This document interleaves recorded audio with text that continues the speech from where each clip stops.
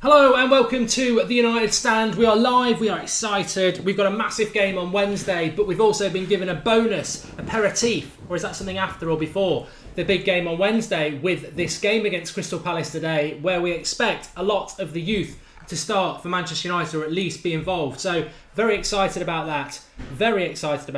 And team news is about to break any minute. I will be joined by Ross, but I want to get this team news for you spot on as soon as it comes. There's rumours that McTominay will start, which is I think what I predicted, isn't it? But maybe also Harrop I'm hearing as well, Mitchell as well, Pereira in goal, which is what we expected. So the team is about to come in any minute. The subs bench is going to be very exciting as well. But this is what Manchester United's all about, isn't it? Look, we've blown the league, so what? Let's get to see some of these young lads. And there's some really good points to be made that I've heard today about how Marcus Rashford wasn't really fancied to be the man who would break through from the youth setup. You know, good talent, but wasn't necessarily predicted to do it. And I think some of these players today, your Harrops, your Mitchells, your McTominays, your Derneys, they're not really the players that people would go, oh yeah, they're definitely going to make it. But you just never know with youngsters. You never do know. And we will know very, very soon. I don't know what the Palace team's going to be very interested as well. Will they take it as seriously as we have? Well, not. Some people could say we're not taking it that seriously either. We've also got a fantastic trailer for the United Stand to show you, which Georgie Devil and Evil Duck have done for you as well. But first of all, let's get this team news out. We're all excited to hear it. It should be coming out any minute. I know a lot of you are speculating, but you know that I will only ever go off what the @Manchester United Twitter account does, which is interesting because they're normally quite late when it comes. Here we go. So your starting lineup is Fosu Mensah starting. Pereira in goal, Fosu Mensah, Bailly and Jones, Mitchell, McTominay, Twansibi, Pogba, Lingard, Rooney, Harrop. Gomes is on the bench. E-I-R-E-O, Gomes is on the bench. Right, I'm joined by Ross. He can fly straight into that. Ross, can you hear me? How you doing, Mark? I'm very good. I think that's, it's funny, we've spoken about so many lineups this season. This is probably the most exciting one we've got. Angel Gomes on the bench, well, give us your thoughts. Firstly, are you able to hear me all right? Because my audio's not through my microphone. Is that okay? Yeah, I can hear you perfect. Yeah, mate. Yeah. Fantastic. Yeah, mate. I'm absolutely. There's so much to talk about with this lineup that's just come out. Obviously Lingard starting as well, which I'm hoping means he's not going to play the final. I'm praying for. But and then there was another one. Smalling not starting. Rooney's farewell. Rooney's farewell. Smalling not starting, which means he's playing the final with Daley Blind effectively, which is fantastic. Yeah. What I wanted to see. But then there's the youth as well, mate, which is brilliant. I mean, I saw it. If there was one negative, was that Gomes wasn't starting. He shouldn't have started today. Even if he gets a minute, I think it's fantastic for the age that he is. But to see all these other players, see Pereira have a chance being talked up, I think it's fantastic, and I'm looking forward to it. Yeah, I'm going to start typing the team up because it's a pleasure. I have to do it for every game, and sometimes it's been a chore, but today it's definitely a pleasure. But just for those who haven't had the team news, let me just read it out for you. I don't want to read about him. Don't know what that is. Right, okay, so Joel Pereira in goal, which is what we predicted. Fosu Mensah, some people didn't think he would be back. I think that's a massive positive as well. Bailly and Jones, obviously Bailly playing makes total sense. Phil Jones probably means that Smalling plays in the final, which, I know some of you disagree with that, but I would go Smalling over Jones. Mitchell at left back, very interested to watch him, Dimitri Mitchell. Very pleased to see him playing. He could be one of those players that we just do not know. I mean, I've said this a few times about McTominay and Mitchell and Harrop. I don't expect them to be first team players of the future for Manchester United, but you just don't know. You do not know. Twansibi playing in the midfield again is interesting because we could have played Fosu Mensah in there and swapped him with Twansibi, but I'm not picking. Pogba, yes, big game for him, get some minutes in his legs. Lingard, the positive for me, as harsh as it is, that probably doesn't play on Wednesday. Rooney, captain. Harrop, obviously playing as well. And then the subs, O'Hara, young goalkeeper, Daley Blind, Michael Carrick, Willock, Durnley, Gomes and Anthony Martial. So it's encouraging about for the Europa League as well, Ross, which we'll talk about in a minute. But Fosu Mensah starting as well. I mean, let's start from the start. I mean, we can get all excited about these young lads, but to be honest, we should focus on the fact that Fosu Mensah's only played 20 minutes of Premier League football this season. He's going to break that in one game today, so it's great that he's starting as well. Yeah, definitely, and I think it shows a certain amount of desire to fight your way back to play the last game of the season, because look, I know he's young and he should be doing it, but it's quite easily for him to just bail out and put himself out for the season, like everyone had written him off for, which he should have been, I think, with a dislocated shoulder. But he's fought his way back, and I think that goes a long way with Jose to do stuff like that for him. So that's a big positive for me. I see what you mean about the Twanzebe thing, but you could look at that he has immense faith in Twanzebe in that position. So in any capacity to see Fosu Mensah play today, I think is fantastic, because like you say, he's the one all season. With all these young lads, it's great seeing them come in, but Fosu Mensah was the one that United fans have been hyping up. So it'd be good to actually see him get a good few minutes under his belt today.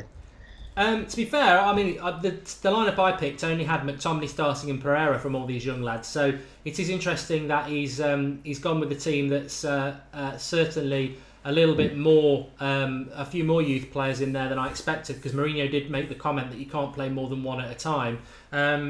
Bit of, I don't know why he's done that. I'm happy he's done that, but a little bit of kidology, I suppose. And you can see, I haven't seen the Palace lineup. I don't know if anyone has seen the Palace lineup, but I suppose if they've taken it seriously, they'll give us a good game.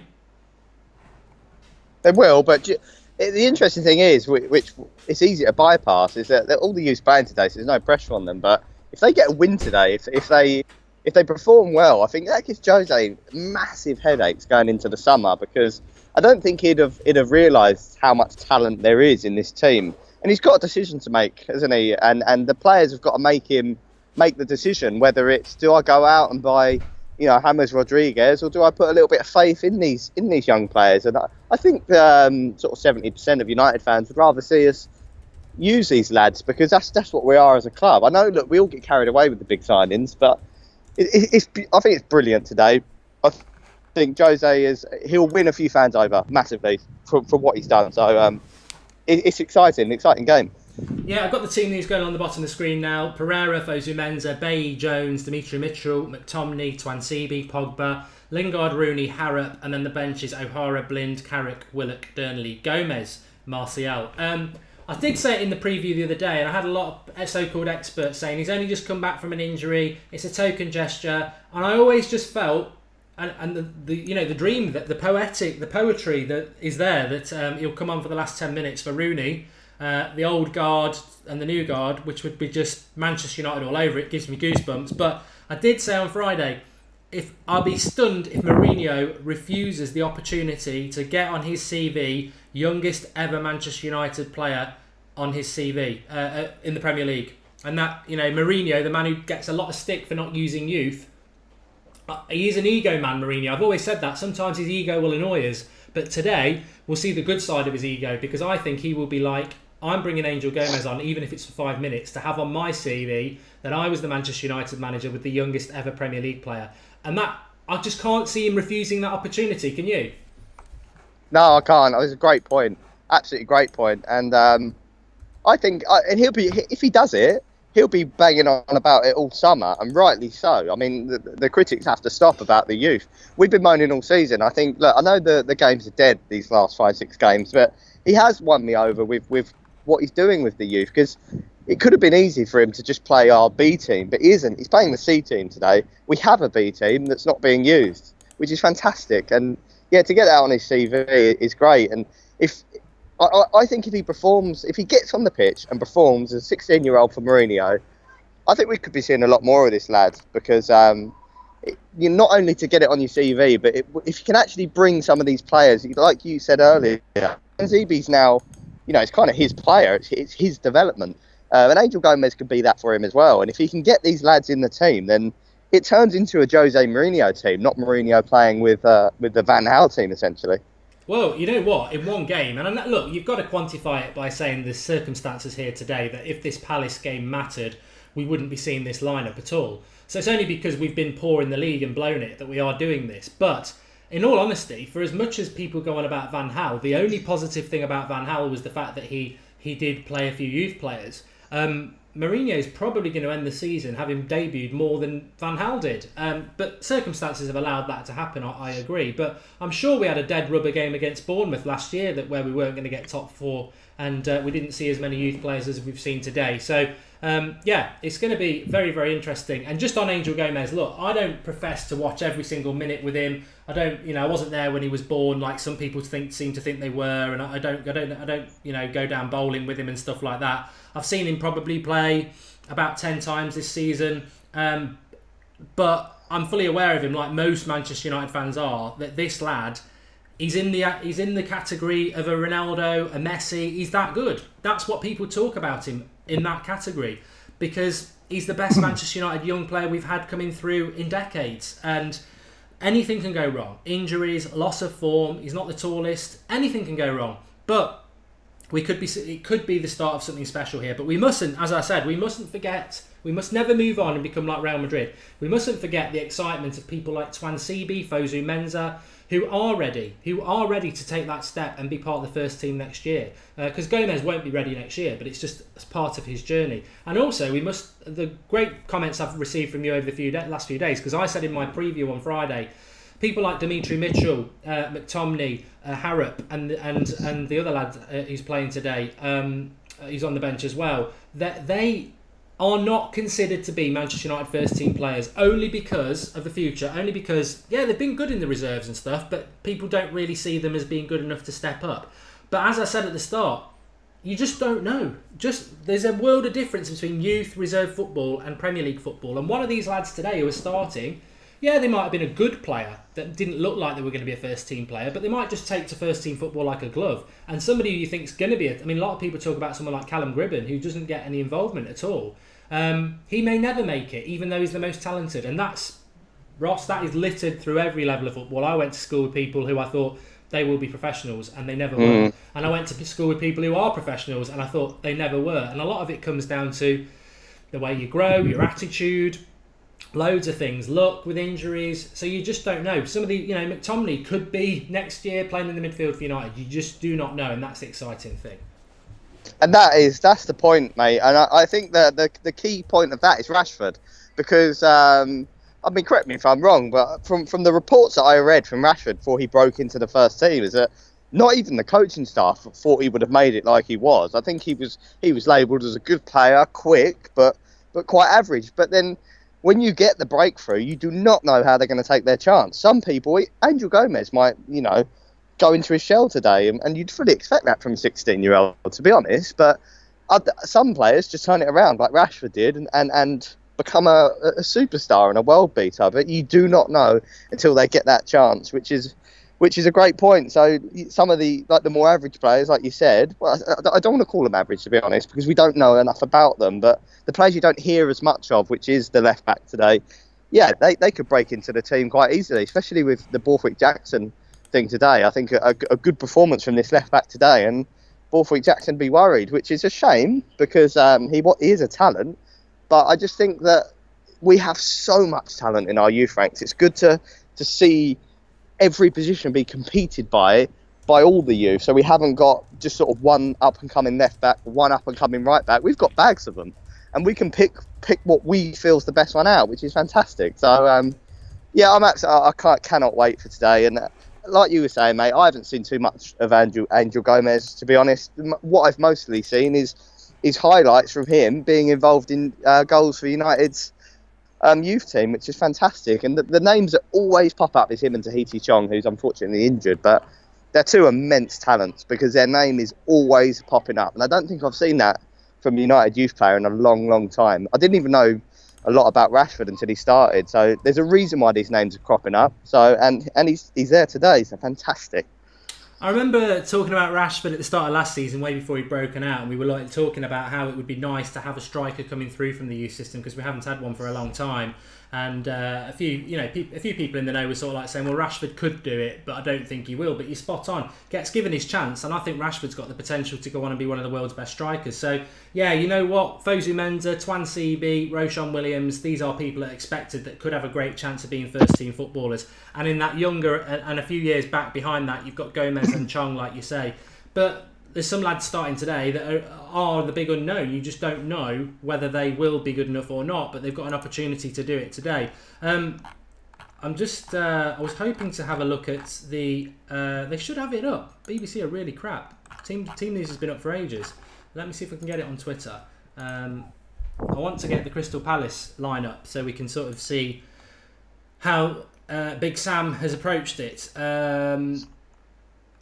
Yeah, because I want to see, obviously we've got a young left back playing today. I want to see him against a player like Zaha because as crap as as much as he didn't succeed at United, he's a top player. He's not good enough to be a top 4 player, but he's probably one of the best wingers in that lower category of Premier League teams. So I want to see Big Sam put out a big team today. I want to see Benteke playing. I want to see these lads tested, to be honest, against a Premier League team. Well, they've gone strong. Hennessy in goal, Ward, Kelly, Tompkins, Schlupp, Milovovic, Punchin as captain, MacArthur, Zaha, Van Aanholt, Benteke. I don't know enough about Palace to know whether that's all their first team, but there's no youth on there. That's a very experienced side from Crystal Palace, which I would argue is probably one of their strongest sides. So even better, Ross, that for me is even better. The fact that, we are playing some youth, but Palace are coming with a strong team. So I would put Palace as favourites because we have got a very inexperienced and reserve straight youth side. So Palace would be the favourites for me, but that makes it even the more intriguing. Definitely. But, they've got Benteke, they've got Zaha, but we've got Angel Gomes at centre-back. So I still do not expect them to get bullied by Benteke today. I expect them to bully Benteke out of the game, especially Eric Bailly. He should be man-marking him all game. But, they have gone strong. But, even with the amount of youth we're playing today, I still think United have enough out there. We've got Paul Pogba playing today. Yeah. We've got Jesse Lingard playing today, who's supposed to be... he was supposed to be our best youth player to come through the ranks. So, he's not even a youth player anymore. But there's experience, there's talent, there's Wayne Rooney, there's goals galore in that team. So it must be such a moment for some of these players to stand there at the lineup with players like some of these players are playing with the most expensive player in world football. And you can say what you want about the fee and how he's performed. They're playing with him today. So what a moment that would be for them to look around the pitch and see who they're playing with. It must be. That's where I think the step up should happen from them, because they're not playing with people their level. They're playing with people a level above them. So they need to up their game as well. So intriguing all round. Abdullah Saeed, a lot of people are asking about Harrop and where he plays. Obviously, we know Mitchell's a left-back. Pereira is obviously in goal. We know about Twansibi and Fosu Mensah. And we know that McTominay's a midfielder. But Harrop, a lot of people are asking where he will play. Will he play on the left? Will he play up front? As Arif Baswan says, Harrop is a goal-scoring machine. Somebody said to me before that you can tell by the lineup where they're going to play. So the United lineup is Rooney... So Harrop could be up front based on how they normally list it, Ross. Is that right? Because he's the last one listed, so that normally means you're up front. Or is that wrong?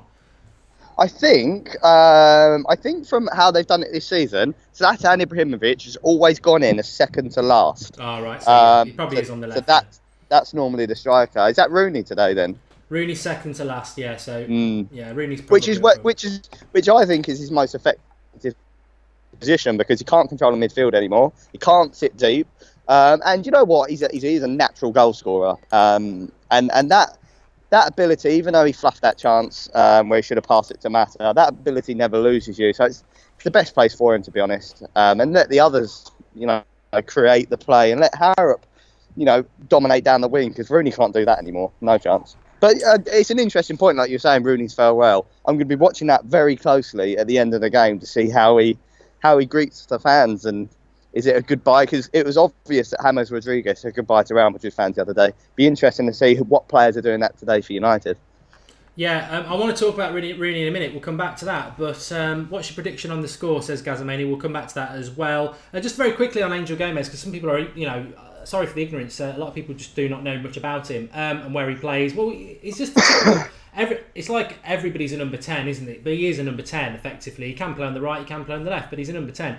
Ridiculous ability in his feet, the way he can move the ball. He's got tricks coming out of his arse. Absolutely great player. My concern about him is he's just a bit small, but 16. I think it's going to be so intriguing if he comes on, because he's probably not ready yet physically.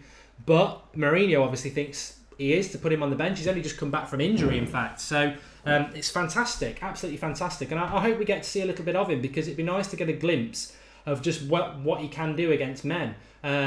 First team footballers. I mean, obviously he's been training with us. So Lee Turner says it's got a 1-1 draw written all over it. I don't think it has. I don't think it's going.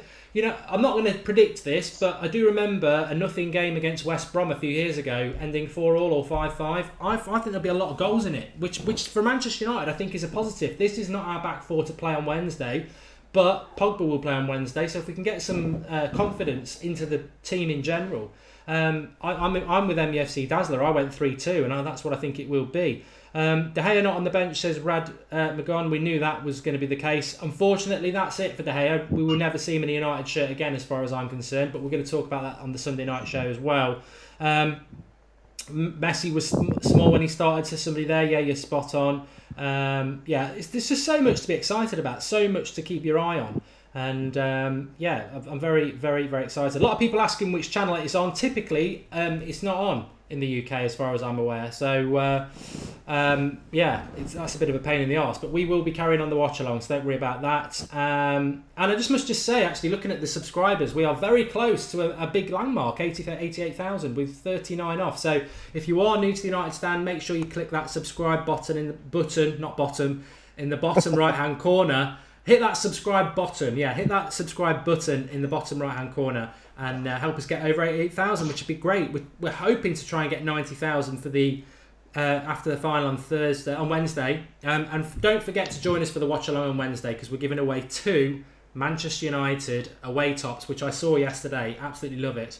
2 of those, and they'll be going away at half time on the watch along on Wednesday. We'll just be picking 2 people from the live comments. But we've got to talk about it, Ross. I know you've been a fan of Rooney in the past, but recently you feel it's time, certainly not to play him. Is this Rooney's swan song? Yes, it is. It is. I think, you know what, I think that a lot's happened even since Rooney's press conference, where he was obviously almost fighting for his United career in a press conference, saying that he wants to stay but he needs to play. Well, he's had his chance to play. He's pretty much played every game in the Premier League since then, and he just hasn't performed. Look, he got a goal against, I forgot who he scored against, but he got a goal the other week. But it's been so below par. I think it's been a little bit embarrassing, and I don't want to see that from what I believe is an absolute club legend. And in my lifetime, I think he's one of the best players I've ever seen, and that's open to a lot of opinion, and a lot of people will disagree, but that's just my feelings on it. He's never let me down throughout. Every time I've gone to Old Trafford and Rooney's played, he's always scored, and I've absolutely loved him throughout his career, and I just want to see him end with a bit of grace. I'd like to see him call time on this and not Jose. I'd like to see him say farewell today and, go. I think Everton's out of the question for him now. I think he's gone below that level, to be honest. You've seen what I've seen from him. I'd like to see him go to America, and he'd tear American leagues up. He'd get his goal scoring ratio back up, and I think that'd be just a nice end to his career, because it needs to come to an end, and I don't want it to come to, it's getting a bit bitter and fans are starting to turn on him, and that shouldn't happen. But it does, because we're not seeing the levels that we need to see from him, and the wages come into it, but it shouldn't really.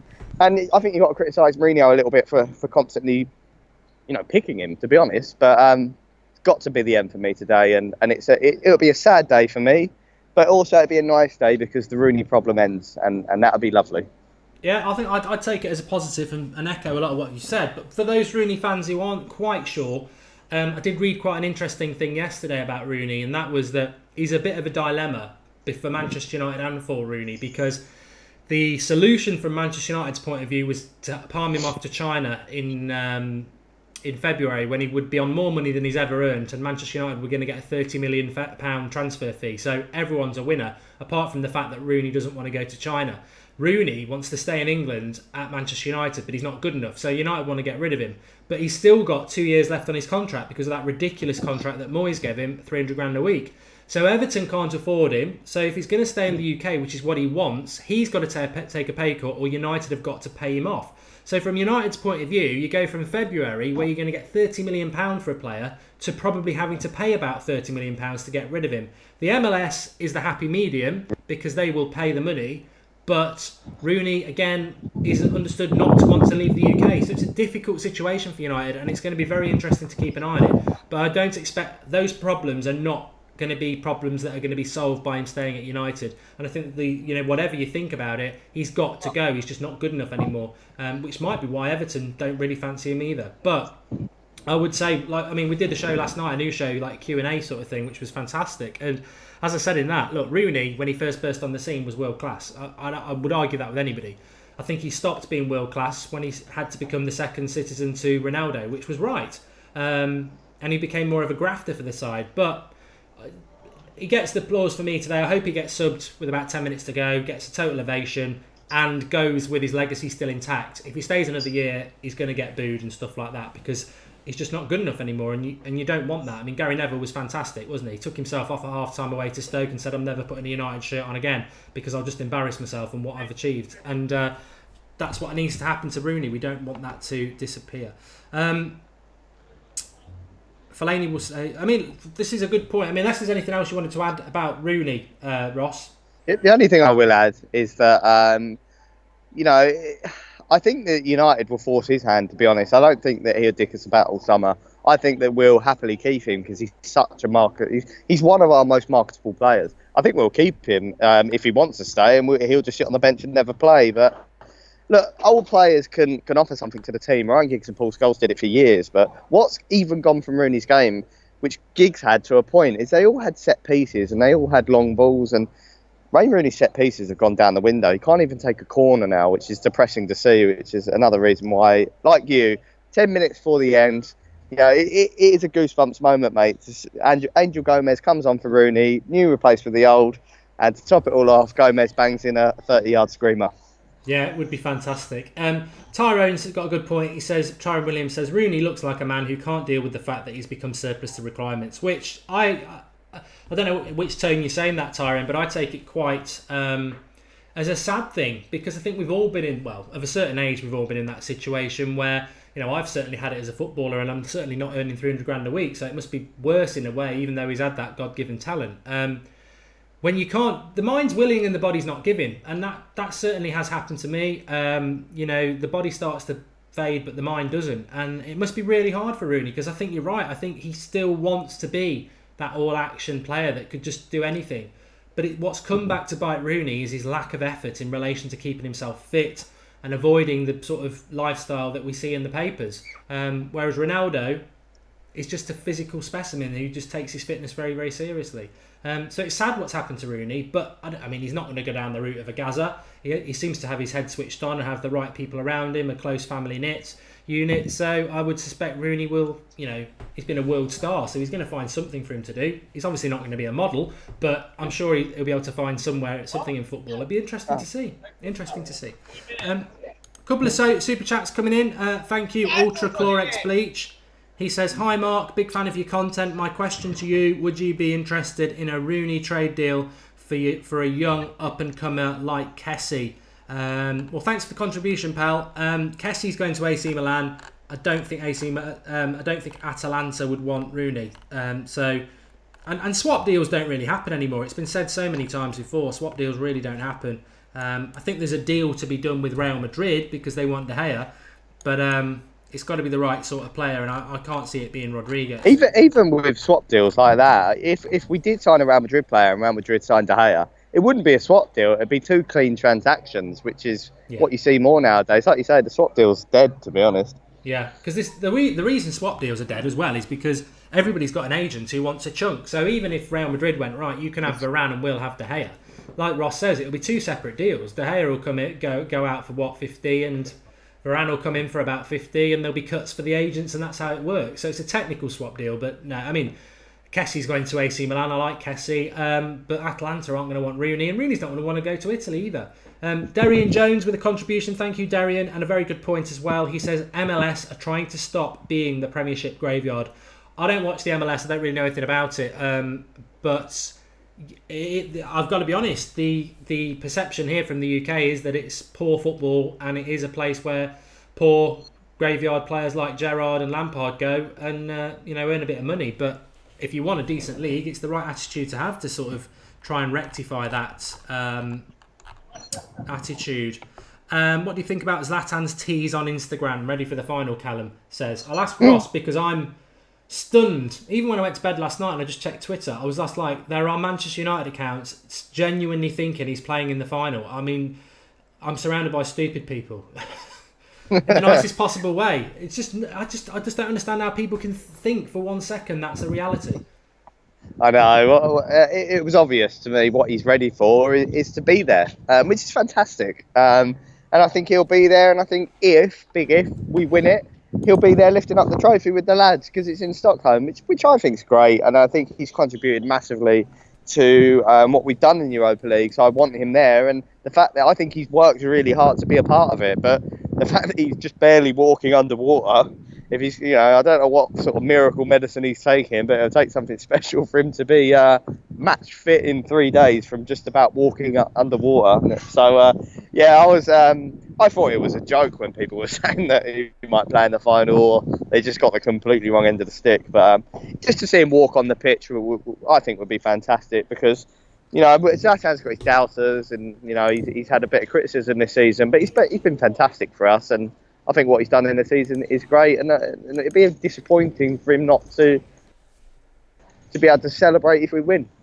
Yeah, and that's totally what he meant by it. Looking forward to the final. That Rojo's going, Shaw's going, Young's going. They're all on crutches, I think. So you don't do your knee like that. 3 weeks ago, and then play in a cup final. I mean, he's just had major surgery on rebuilding his knee. And even if there's all sorts of things like match fitness and that. I mean, to be honest, I know some people were joking, but some people were serious. Which is nice in a way. It's very naive, but it's nice in a way. But I don't think he'll kick a football on a football pitch before November. And if he does it before Christmas, it's a hell of an effort to get back from that. And I'd put Rojo into that category as well. But what I want to talk about now, and this is going to be really interesting, if you've got time, Ross. Yes, mate. Yeah, I've got about another 10 minutes. Cool. Okay. So what I want to talk about now is, and we'll pick up on this in more depth tonight, is from that team that we've got put out today. I mean, we've talked about the youth. We'll revisit that in a minute. But from that team today, we've got the biggest game in our history coming up on Wednesday, which is even more exciting than today, if that's possible. What can we read into that team in relation to the team on Wednesday? I mean, people are saying no Fellaini, but we know he's got a knock. I expect Fellaini to play on Wednesday night. No Mata. I think Mata had a bit of a knock as well. Hopefully he's going to play on Wednesday night. The key positions for me, we've spoke about it before, are realistically the back four picks itself, apart from, well, we probably know now, like you've said, Smalling will probably play instead of Jones with Blind. We know the goalkeeper's Romero. The midfield three, we think it will be Herrera, Fellaini and Pogba. It's the width behind Rashford, either side there. That's the question mark. No Mkhitaryan today, so is he going to start? No Mata. Martial on the bench. Lingard starts. Is that Lingard out of it?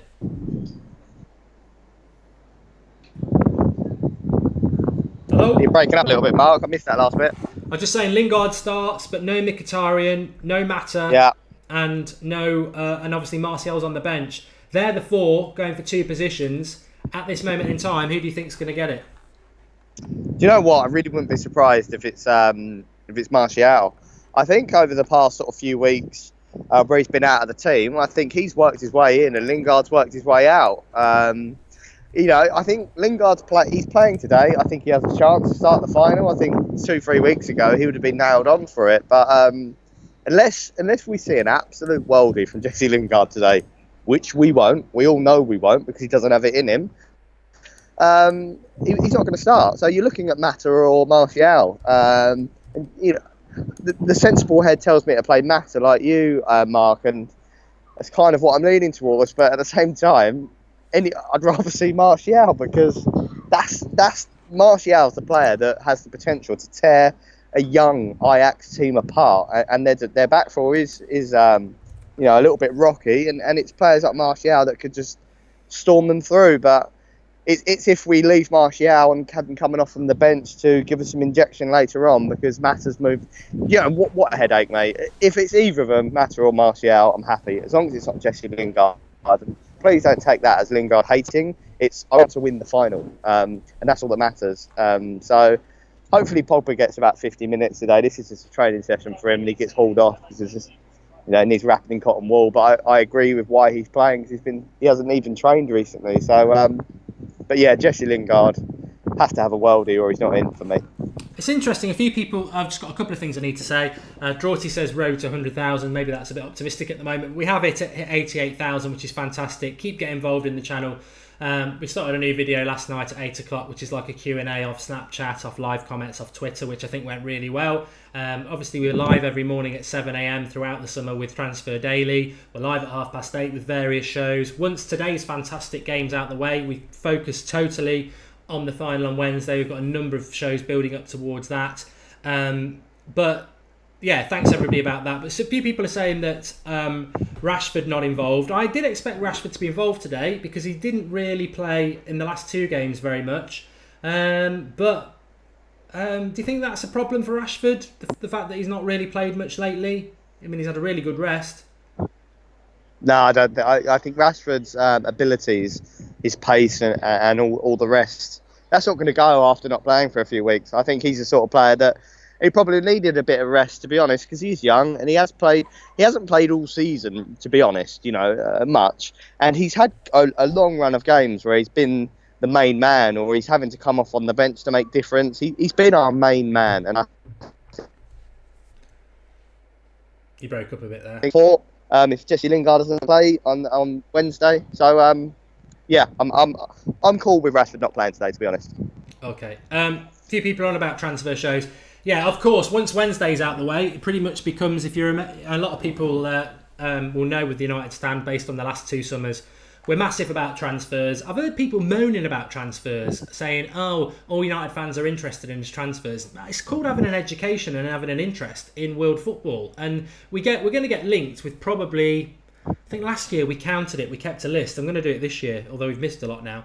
We got linked with about 170 players last year, of which we signed 4. So, of course, a lot of these players we talk about are not going to be United players. But I love it. I'm very interested in European and world football, but I'm more excited about today because it's youth coming through, and that's what United's about. But as I said last night, I don't know what your thoughts are, Ross, before you go about this. I don't have an issue with this. I don't want us to be a buying club, but Mourinho's got to sign players because he's inherited a club which we've said time and time again is full of dead wood. He's got to buy players this summer. And the fact that I'm interested in transfers and I'm interested in world football and I'm interested in these players we get linked to is very exciting to me. So don't ever feel bad about that because we will be balanced by youth more than any club in the Premier League. We promote youth. But we've got a lot of deadwood in this club, and you cannot play 11 kids next year. You've got to mix it up. And yeah, we've got Pogba, we've got Herrera, we've got Valencia, a couple of others that we can trust. But we're going to have to go into the transfer market because he's going to have to get rid of deadwood this summer and replace them. And that is not being a buying club. That's being a clever club. And let's not forget, Manchester United are one of the richest clubs in the world. We should be buying the best talent in the world, but we should always, as we are doing, be looking at our youth to promote. And we are fantastic at promoting youth. That should never, ever be a criticism of us. And we should not be criticised for looking in the transfer market either. No, sorry, motorbike coming past me. No, definitely not. And do you know what? That's what makes United Stand's transfer show so great, because even though we buy a lot of world-class players, sometimes we buy a player that I'm being totally honest with you, I didn't know who Eric Bailly was until we were linked to him last summer. I didn't watch a lot of Villarreal. I wasn't aware of who he was. And I started watching United Stand to get little snippets about that. And you look on Twitter, and it's nice doing all that research, to be honest. Look, we don't always sign the players, but it's nice. And that's what makes United's transfer activity so exciting, because we will buy a Paul Pogba, we will buy a Zlatan Ibrahimovic, but we'll also buy an Eric Bailly, who turns out to be, for me, the absolute signing of the summer as far as defenders goes. But I knew absolutely nothing about him. So that's what it's all about for me. And yeah, I've researched players that you haven't signed for United, like Lindelof, like you were doing a piece on over Christmas. But you have a little interest in the player, and it makes you a little bit more experienced on world football. And now I know what Lindelof's about. I know what country he plays for, and it's just expanding your knowledge. It is, rather than just concentrating on transfers. It is nice. I enjoy it. Well, we get a lot from you lot anyway, because I know a lot of you enjoy it as well. But I just thinking there, last summer, I remember off the top of my head, because we spoke about so many players. Leroy Sané went to City. Gabriel Jesus went to City. We spoke about him. Firmino went to Liverpool. So we've spoken about a lot, and we will do. So, and it's a great place to come and get the information. But, you know, come in with your knowledge as well. I was speaking to somebody last night. We were talking about a number of targets, a couple of which I've never heard of, which I've now gone and researched. A couple that I was aware of that we're going to talk about this week on the transfer show. So, yeah, I'm all for that. And to be honest, when it comes to United content, I don't think there's a better place than the United Stand for transfer news. We've always sort of been at the forefront of that, and a lot of it comes from the passion we get from you lot. So don't ever feel bad about it. I mean, it's fantastic today about the youth. It really is. Somebody just asking me about Robbie the dog. I've not done a ramble for ages. We'll get more opportunities now because the season's going to end, so that they will be back. Probably do one next weekend. And also, somebody said, why don't you do a shirt giveaway? We're doing it on Wednesday. 2 new away Manchester United shirts are given away at half-time on Wednesday. But I know, Ross, you said 10 minutes, and that was 10 minutes ago, so I will let you shoot off. Thanks, mate. And I would like to add, I'm gutted that I can't do the watch-along today, because I'd love to have done it, especially with this youth team, but another time, mate. It's all right. I take it you're not on for half-time? No, I won't be, mate. I apologise. No, it's fine. I'd assume that was the case. So, anyway, thanks, pal. I'll speak to you later. Thanks, mate. Speak to you later. 2-0 United, by the way. See you later. Oh, yeah. 2-0. Cheers, 2-0 mate, United he's going with. You can follow Ross on Twitter at Hazard90. I am going for 3-2 to Manchester United. And Brendan Johnston says, I'm a huge fan of the channel. Cheers from Canada. Great opinions and ideas shared. That's gone off to my page. Coco the Cat, says Jesse Hitman. I remember him, yeah. Do we keep Zlatan, says Hussein? I don't think so.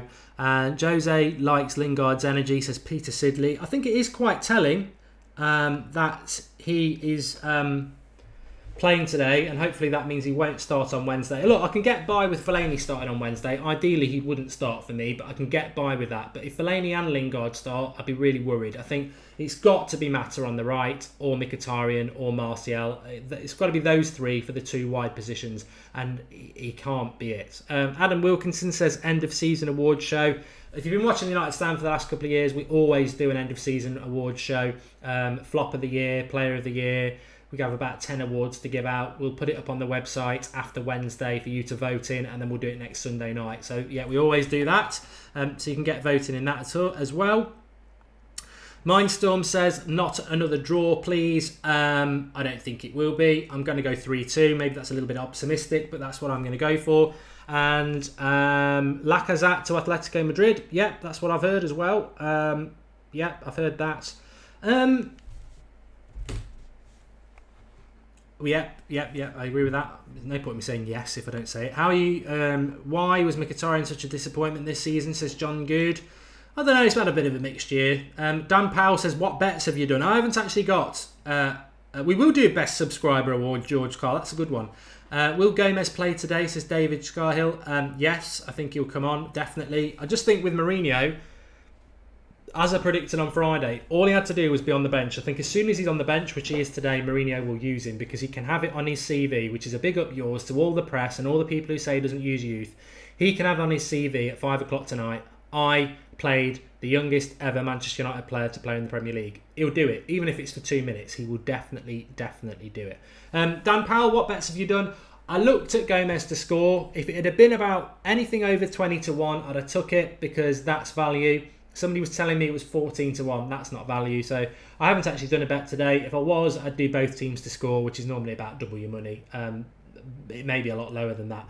There is a slight interest, I suppose, in the other Premier League games, which we will keep you updated with. I'll be amazed if Liverpool don't beat Borough, and I'll be amazed if City don't win their game. So it'll be Arsenal in 5th, which, to be honest, I probably would prefer City and Liverpool to miss out. It's a hard one, but it'll be funny anyway, won't it? If you're fans of Arsenal Fan TV, I suppose it'll be all Arsenal Fan TV and chill at about 6 o'clock. But let's just do something. Mark. Gelpreet says, Mark Moon and I are at work and we watch you all the time. Is United in danger of becoming the new Liverpool? Says Kind Zazi DK. Well, yeah, I don't think we are. Man United Brooklyn says, watch out for Harrop, he is good. I think hopefully we'll be in this situation at 5 o'clock as well, where everyone says, at 3 o'clock, who the hell is Harrop? And at 5 o'clock, I always knew Harrop was a good player, because that's what happens, isn't it? But there's so much to watch, which I want to talk about in a minute. But this is for the United Stand viewers. This is an exclusive for you. This is from the Draughty Devil and Evil Duck, and it is a exclusive. It's going to go up on the channel at 7 o'clock tonight, but it's exclusive for you. It's only 90 seconds long, and then I'll be back. But it's the trailer for the United Stand YouTube channel. We're good. We're working. Great. I can see my face on a live screen on YouTube. Back of the net. And welcome to the United Stand. I've just knocked my earpiece out there. Blooper. Yes! That is it! Marcus Rashford getting in! Zlatan Ibrahimovic signs for Manchester United. Yes! Rooney can play well some games and play some games. Ooh, he's got a chance here. Lingard at Wembley. Come on. He's done it! Yes! Oh, Very happy, Josie. He's a funny bloke, isn't he? That's what I'm talking about. So what are we now? A one-man team again? To be honest, mate, I was gagging for him to come. That's what we want. That's what we want on Sky Goldbridge. He's won it! Yes! Yes! Their defence is about as good as a piss-stained tissue. How is there still a minute and a half left? There's a minute and a half left before that move even started. Where's your wig, mate? Get it out. I'm back with my wig. I said I'd get it if he scored.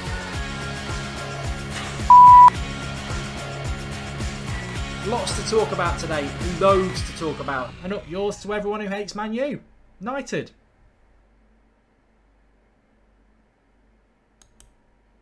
I enjoyed that. I hope you did. Drop us a like. It will be going up at 7 o'clock on the channel anyway. Every YouTube channel should have a trailer. We've neglected it for too long. So yeah, nothing to do with me. I suppose I provide the comedy material. But yeah, Draughty Devil and Evil Duck, well done.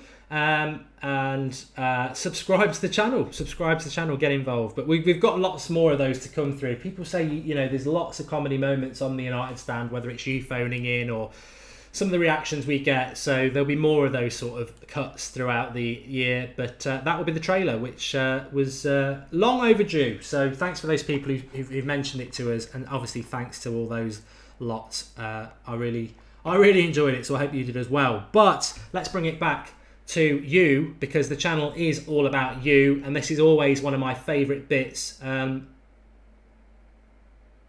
will watch? Mark.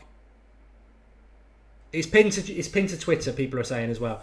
One of my favourite bits. We're building up towards kickoff now. Where you're watching from, and we'll go through that. But let's get started on that. Lewin Burry says, I loved the trailer, new subscriber, and sad I missed all those great moments. Mate, there'll be plenty more, starting with today, hopefully, and certainly on Wednesday. We want, United. It's interesting doing the United Stand. If people have been here from the start, you've been here from today, 2 weeks, 2 months, 2 years, whatever. It's been a journey with United, and we missed the Moyes era. We started with Van Gaal, and it's been a very steady climb, but I do believe under Mourinho that we are going to get back to where we were in what I grew up with, Manchester United, which was just success, and sex. Success. There's another blooper. We will get back there, but me and my mate, when I lived in Ireland, we always used to say, when Sir Alex goes, there's going to be a period in our life where we've been spoilt for years and years. We're going to have to put up with the bad times, which is why I've never gone too harsh on the bad times, because you learn a lot from that. And I never thought we'd fall this hard. I think United made a massive mistake with Moyes, and it set us back further than we should have done. But we will get back there, and I think Mourinho will get us back there. And I think this last 3 years has been a really necessary reality check for United as to how lucky we were with Sir Alex Ferguson, because that was unprecedented, and no club will ever do that in England. I don't think somebody will ever do that again, where they are just consistently at the top. unless it's us. But yeah, we'll definitely get back.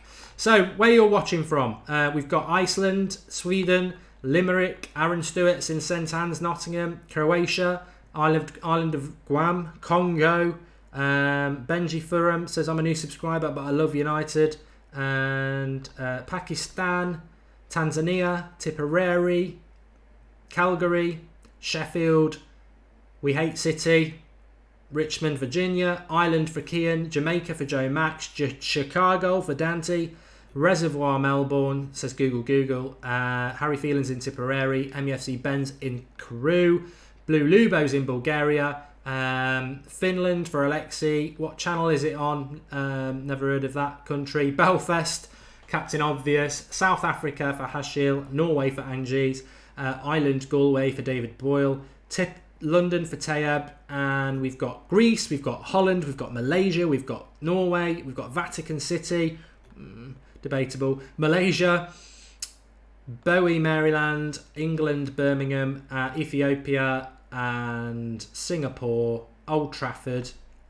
I tell you what, if you're watching from Old Trafford, Dilver, you're doing very well, because when I was there, the reception was crap. I couldn't send a tweet, let alone watch a live stream. So you've done very well. John Norris is in New Zealand, and Nick AM is in Australia. I was going to say we've not had anyone from there yet.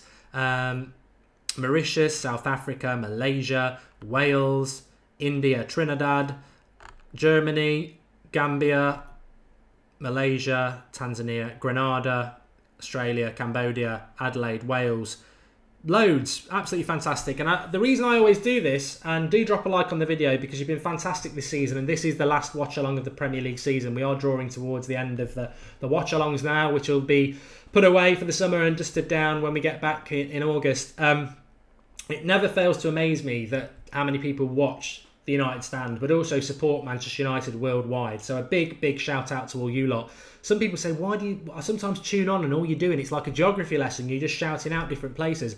And I'm basically shouting out everywhere where people are watching from, because that really rams home what Manchester United are about. We're a global football club, and everybody is part of that community, especially in relation to the United Stand. We've always been about the worldwide support, and we always will be, because we know that some of you get up at ridiculous o'clock to watch Manchester United, and your opinion and your passion matters as much as anybody is. So well done to you all, you lot. Let's get to 1,000 likes before kick-off. It's going to be a fantastic event for those who are able to watch it. If you're not able to watch it, get involved in the live comments. We'll keep you up to date with what's happening. We're also going to keep you up to date with what's happening in relation to the other Premier League games. I know we're probably hoping for a Liverpool slip-up, but I'm not too confident, to be honest with you, that we will get one.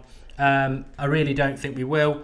I think all they've got to do is beat Borough at home, and Borough, well, we managed to do. Even we beat Borough at home, and we can't beat crap at home. So, it's going to be. We'll keep an eye on it, but if Arsenal fans think they're getting top four, I'm afraid this year, probably not. But we might be wrong. Swindon, says Shane.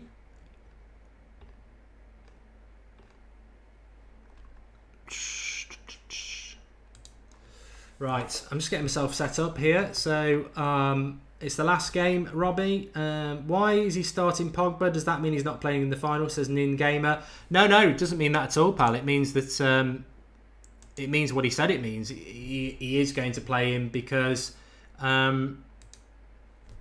he's not played because of his dad, has he? So he needs to play him. He needs to get him involved, and 100% needs to play him. He said he was going to pick him, so yeah, we're not surprised by that at all. I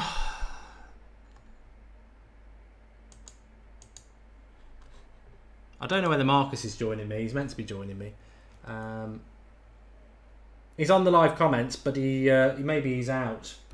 And sort of been left a little bit short tonight. If I'm totally honest, would have been nice to have a guest on to join me, but nobody has. We want Arsene in, says Mourinho. I'm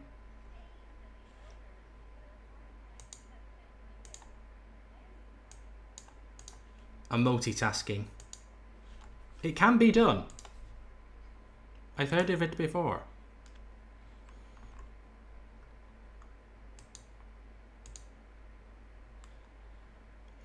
After today, Adnan will be back home, says Edward Spencer. I really don't want Adnan Yalasai back. I don't care what you say. My score prediction is to go with... I'm going to go with a 3-2 to United. I know that's probably a little bit ambitious, but that's the one I'm going to go with. I'll be a guest mark, says Billy Smith. How can we watch, says Russell. It's not on in the UK. It's not on in the UK, so... you're going to struggle if you're UK-based by legitimate means. But there are workarounds, which I'm sure many of you are aware of. I probably shouldn't say it live on air. But I know if you're very lucky, I don't even know if it works anymore, but there are legitimate ways of doing it as well. If you know people who have certain subscriptions in other countries, they can give you the log on. But Marcus, can you hear me? Hi, mate, you alright? I'm good, thanks. How long are you with me for? You just come to say hello or what? Hello? And be with you for... Oh, what's going on here? Still there, yeah? Yeah, I am, yeah. Yeah, sorry about that. I don't know what all that was about. I can be with you as long as you want, mate, but I'm not watching the game.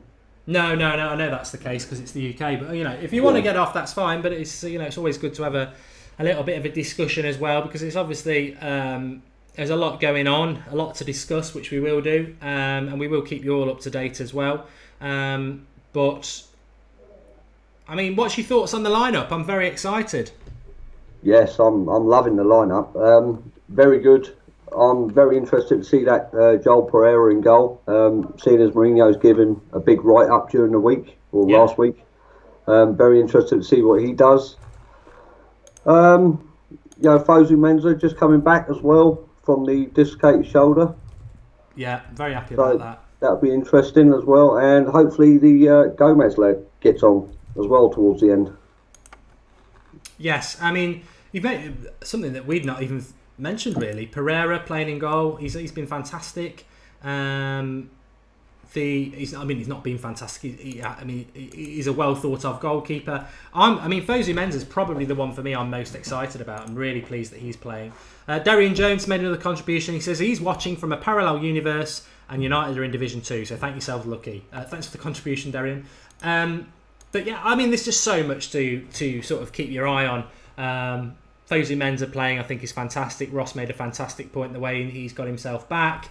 And Twan Sebi plays again. I know we're all more excited about these young lads, but there's just so much. And I think the best thing for me, Marcus, and for everybody at home is the fact that Crystal Palace have put a strong side out. Yes, it's going to be interesting to see how our youth players... I agree with Ross. I'd like to see them tested. I wouldn't have want Crystal Palace to play a half decent squad. I would have liked them to put out a full strength side, which they have done. And it'll be interesting to see the left back, to see how he goes up against Zaha. Or is Andros Townsend playing? I didn't see that he was playing. He wasn't a name that I read out. Let me have a look. No, he's not. He's not even on the bench for them. So I don't know whether he's got an injury. But yeah, it's a strong. There's Zaha playing, Van Arnholt, Benteke, MacArthur, Punchin. So yeah, they've put a. They're not playing kids or anything like that. They've come to win, and I think they probably would be the favourites to win as well. Yeah, I'd put them as slight favourites because you can never underestimate Manchester United anyway. But just because we put out a youth side, a youthful side, you can never tell what you're going to get with them. So they could take their chance and prove to Mourinho that they're ready. Maybe a couple of them for next season to be regulars, or they could just crumble and that's the last we'll see of them. Yeah. Well, and as I was saying before, that some of these players could just end up being, as I said before, I'm not a master of the youth. I watched them a few times. I know some of you watch them all the time, and it's very easy to do it if you subscribe to MUTV. like I do, but a lot of it comes down to timing, and sometimes we're live with the United stand, but I will catch a few games this season.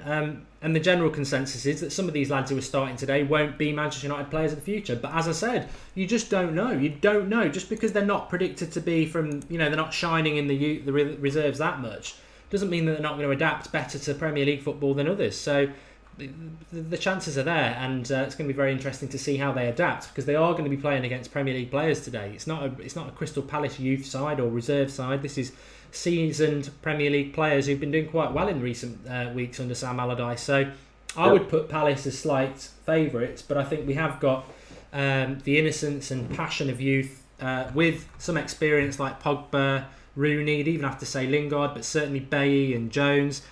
I think they'll give a good account of themselves.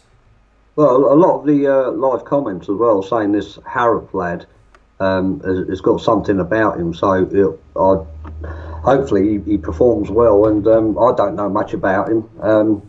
McTominay as well, the 10-15 minute cameo he had against Arsenal, I thought was quite impressive, considering he was just chucked in.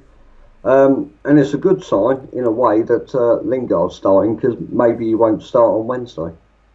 Yes, well, that's the big positive that many of us are taking, that hopefully it means that he will not play on Wednesday. But I think it's just so... I mean, I can put up with Fellaini starting on Wednesday, but he has to not start on Wednesday as far as I'm concerned. But we'll see what happens. We're going to attack with this formation, says Kartik. Slight favourites. You're too optimistic, Moadar. And why has Jose put Timmy Fosu-Mensah at right back and Axel at centre defensive midfield? Well, maybe he thinks that Fosu-Mensah is the backup right back. Maybe it's that simple. Who knows? Most games should be kicking off now. It is 3 o'clock. So I need to sort the bloody timer out as well. Actually, let me get to it. I haven't opened it up. Score prediction, Marcus? Yeah, I know we both said that Palace are slight favourites for the game, but I think these kids are going to spring a surprise, and I think a 3-1 win for United. Well, it's going to be very interesting to see how it goes. I'm going to go 3-2 to United. I think we'll get off to a decent start. I have started the timer, by the way. Let me just get that up and running. Where we are. I mean, these kids, they're going to be determined to prove to the manager that they can make the step up. So, I mean, Fosu-Mensah especially, I would have swapped Fosu-Mensah and Twanzebe around, but Twanzebe, he's done pretty well in the 2 games previous that he's played in the CDM role. Yeah. Well, we're off. Let's have a look at the live chats. People, look, there's a lot of people unable to watch it. It's not on Sky or BT in the UK, so there'll be a lot of people, well, maybe even worldwide, who can never watch United games. So do keep everybody up to date. Apparently there's been a goal for Chelsea as well, which we will also update you with as well. But lots and lots to keep your eye on. Lots to keep on your eye on. First, it's the only game of the season, I think, where everyone kicks off at the same time. But United have got a corner, we're hearing, to start off with. And the game has kicked off. The timer is below.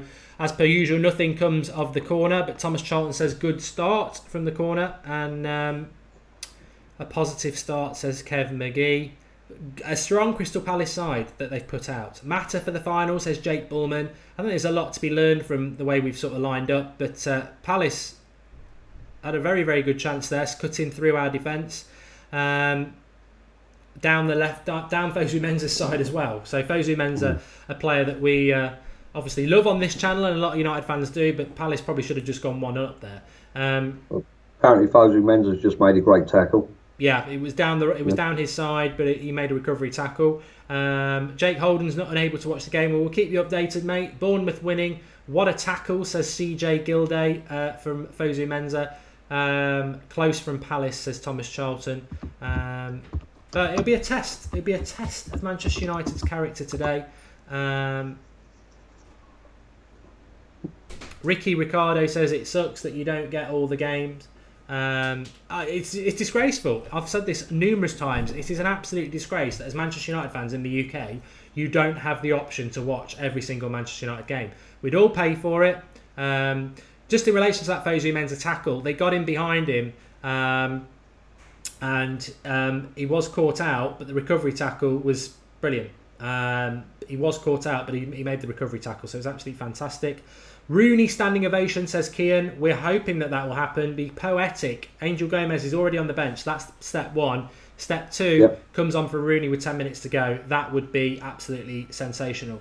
But going back to that point about it is very, very, very hard to swallow sometimes when Manchester United, you can't watch them play because we'd all pay to do it. But this fairness of sharing it out, I personally think that every club now in the modern day should just be able to sell their games, and then if you want to buy them, you can. And Manchester United make a hell of a lot of money out of it. But it's I think they should put some games on the MUTV. You know, I think they do. I don't know whether they do worldwide or not, but Mark, do you love Mad Marcus? Says Mike K. Yeah, I do. Yeah, Angel Gomes 68 minutes for the winner, says John Carlos. And step 3 Gomez scores, says Dante Roa. Yeah, step 4 he plays in the final and scores. Do you know what? I think it'll be fantastic I don't think there's going to be ifs about it, but when Mourinho brings him on, to have that on his CV. I mean, people say Van Gaal can take credit for Marcus Rashford, but have Mourinho take credit for if he brings him on today and for playing this team today. I think will be a fantastic achievement for him. Oh yeah, I just can't see why Jose Mourinho would turn that down, that opportunity to have that on his CV, like you say, to be the player, to be the manager that plays the youngest ever Premier League Manchester United player. And I also said, as I said before, I think Angel Gomes will be a fantastic player for Manchester United as well. So to be the man who gave him his debut for United would be fantastic as well. Sunderland are beating Chelsea 1-0, says Lee. Oh no, City. Yep, Sunderland scored. Yep. Yeah. City are 1-up. I can't remember what the situation is with that. I think if Arsenal win and Sahar's just been fouled by Harrop. But I think if Arsenal win and City lose, okay, I'll tell you what, it's one of those days where we can do all this because I think City need at least a draw, and there'd be meltdown at City if that happened. Yeah. So well, no, actually, City can lose and still get top, even if Arsenal win. There's a 5-goal. They've got a 5-goal difference, so Arsenal would need to win 5-0 effectively. Yeah, providing Liverpool don't lose. Liverpool need to win.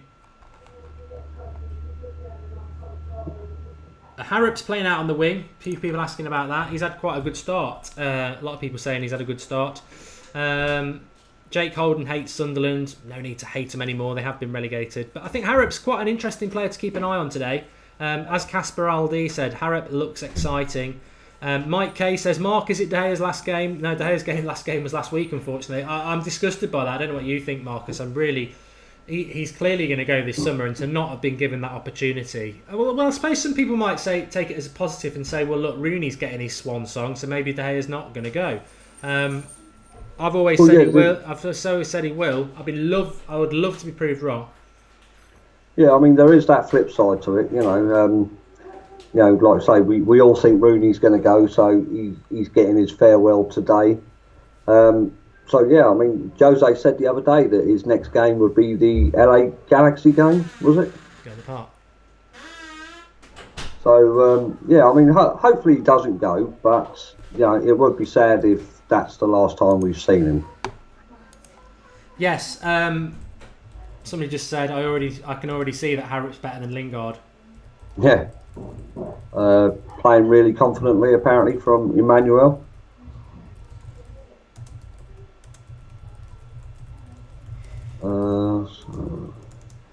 James Solent says De Gea wants to leave, so why give him any more game time? That's ridiculous. Know your club, mate. I mean, that's my opinion, and United stands obviously all about fan opinion, so if that's yours, fantastic. But come on, know your club. De Gea deserves a send-off, whether he wants to leave or not. Sufyan says, I like Liverpool and Manchester United. Oh, that won't be popular, Sufyan. Wash your mouth out with soap. You can't do that. You cannot like Liverpool and Manchester United. Even Liverpool fans would haunt you for that.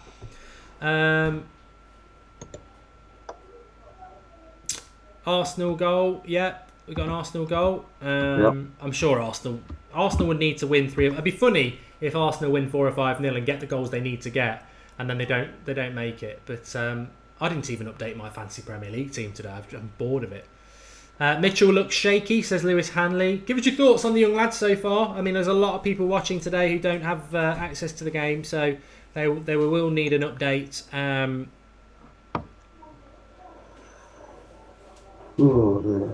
Sunderland have scored against Chelsea. They haven't, because they're playing City. Says here on the Sky Sports app. Oh no, Sunderland are playing Chelsea. Yeah, Sunderland just scored against Chelsea. No, the people are mixing it up. Tell you what, you get the information from us. Man City are beating Watford, so Man City are not losing. Sunderland are beating Chelsea, which means sod all because Chelsea have won the league. So we were all getting a bit excited thinking Arsenal have got a chance. But Arsenal beating Everton 1-0. Yeah.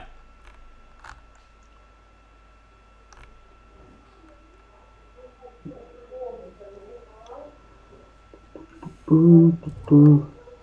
suppose the interesting game in it is, I'll keep an eye on the Liverpool Borough game just to...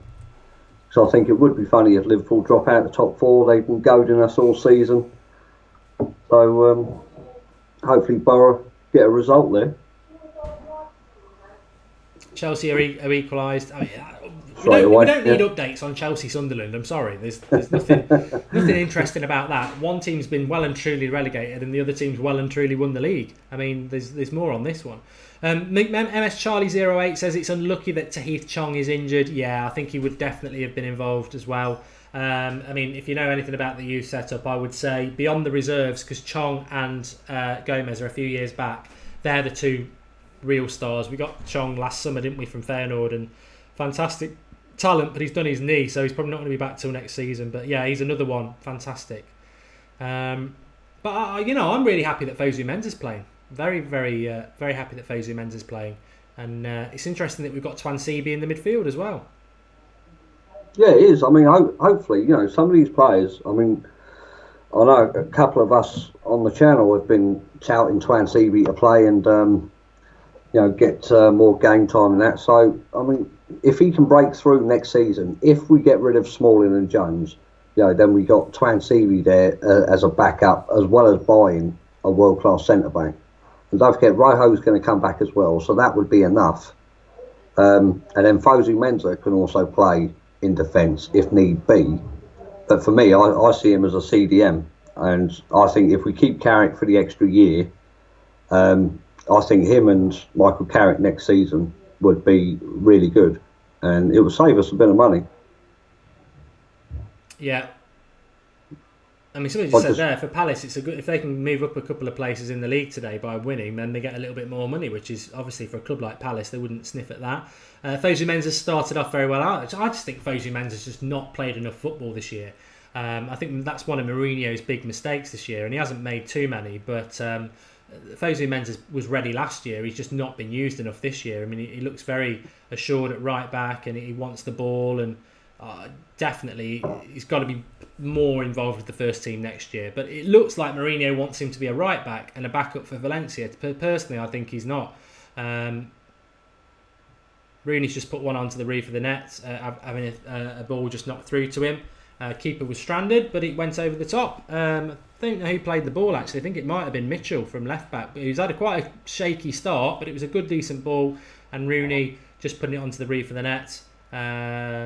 To be honest, if he scores it, it's a cracking goal. Decent effort. Comments are saying, what a fantastic ball from Mitchell. Yeah, Numas says, great ball from Mitchell, who's actually had quite a shaky start. But as Casper ID says, Mitchell, incredible pass to Rooney. Fantastic ball from Mitchell, says Bryce. Dimitri Mitchell is playing at left back for those who aren't aware. But give us your thoughts on McTominay. I think Harrops started off excitingly well on the left. Obviously Mitchell a bit shaky, but he's come into the game. That'll do him the world of good. Fosu Mensah and Twansibi doing quite well. But McTominay, are we carrying him a bit? Let's see. How long's been played? What, 12 minutes? Yeah, I mean, some people are getting excited about the fact that Liverpool are not in the top 4 at the moment. I'll guarantee you they will be at 5 o'clock, as much as I don't want them to be. Chibugi says Mitchell has had 2 decent long passes. And let's not forget, and it's a good point here, that Mitchell is up against Zaha, who has been fantastic this season. Waking the Fallen says Pogba looks very sluggish. Look, this is exactly why Pogba's playing 3 days before the final. He's got to get some game time into his legs. Because if you throw him into the final, remember, he's probably not been training that much. He's been... Andrew Adams says McTominay not seeing much of the ball. But, yeah, I mean, this is why Pogba had to play today, to get some legs. Yeah, he definitely needs some game time. He's going to be a bit rusty these last couple of weeks. So I've got to give him some game time, because I think he's going to play a massive part in the final. Tanvi says he's heard that Angel Gomes is playing. Angel Gomes is on the bench. I'll be amazed if he doesn't come on, because he will be the youngest Manchester United player to play in the Premier League. I think Mourinho will just use that as a big up yours. Apparently Arsenal down to 10 men. Oh, Xhaka? Oh no, Koscielny. I'll have a look. Wow, that'll be interesting for Arsenal. Yep. They're going to go. No. They're going to be meltdown City, aren't they? Arsenal. Let's be honest. They will be melting down. Nicky Butt's on the bench today. By the way, just obviously youth team reserves coach, keeping an eye on a lot of his charges.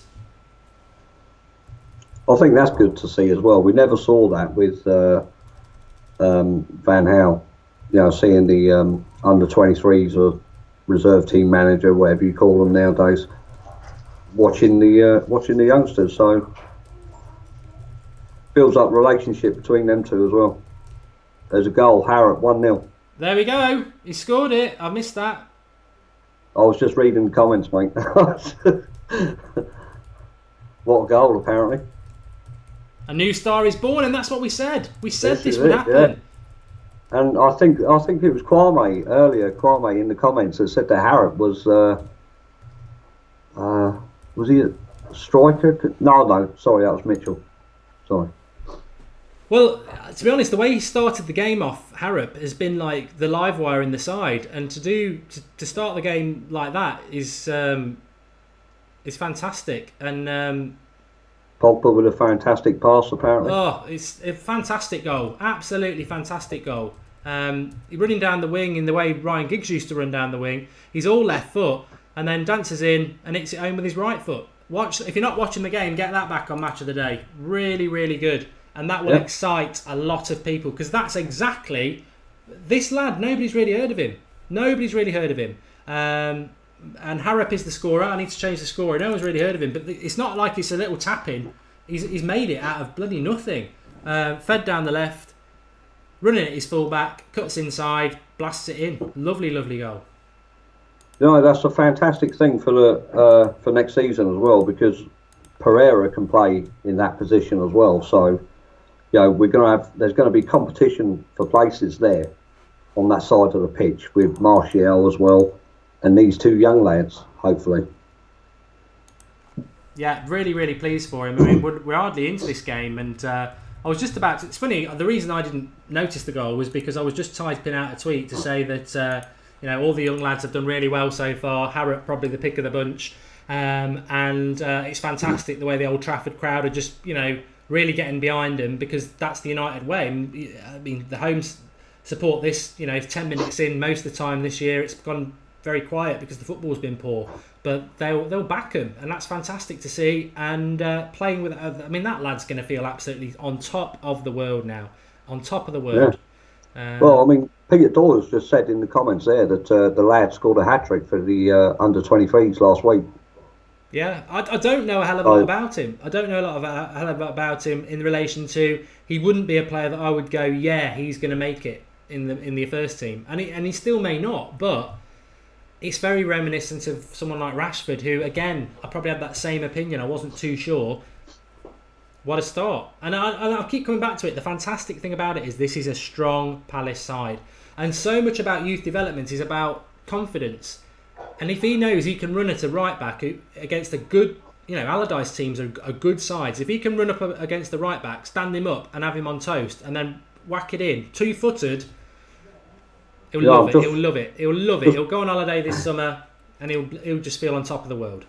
Just watching the replay of the goal on the Sky Sports app, a fantastic pass from Pogba. I didn't see who'd set it up, but for those who don't know anything about what a finish from Josh Harrop. Harrop. Wow. He's not super young. He's not like he's 16 or 17. He's 21. He'll be 22 in December. But I did say 3-2. It could be 2-0. It is 2-0. Oh, what am I looking at? It's 2-0. It's Pogba this time. Well, they're flying in. United on the break there. Lingard to Pogba, and it's 2-0. Fantastic. I mean, look at this. This is a freshness to the team, and oh man, it's exciting. Well, there's so much going on at the moment. We'll come back to. It's very hard to keep up, isn't it? I think Lingard did quite well on the goal. To be fair, the pass. Oh no, he didn't. It was a mistake at the back, but.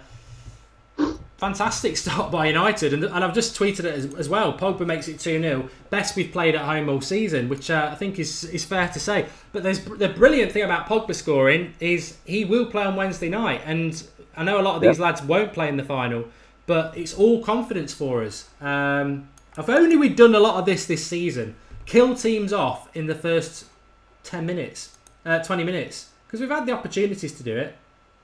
Well, I think this is the difference with playing a squad that's not playing with any fear. We know how youngsters play, mate. They're very confident. They want to take their chances, and when you get a team playing without fear, and there's not really anything to play for in this last game. So go out and give it a go. Enjoy it. Play your football, and go out and impress. A lot of these obviously will not play on Wednesday night, but I did say it in the build-up to the game. It's sort of irrelevant because as a club, you take confidence. And as a club, if we take a good performance from today, we take that into Wednesday. I mean, let's look at, a lot of players won't play from the Southampton game, but that was dire. It was a poor performance. And if you had a Europa League game after that, you're a bit, we're not playing well at the moment. Win today, even if it's with the kids, and you're like, come on, bring Wednesday on. It's confidence breeds within the club. And Palace have certainly allowed us. I think Palace have fancied their chances today. They've probably played unlike most teams do at United. They've come at us a bit, and that's allowed us to play on the break. And we've got so much youth and spirit in the side and pace that it really plays into our hands. So we all know about Paul Pogba, obviously.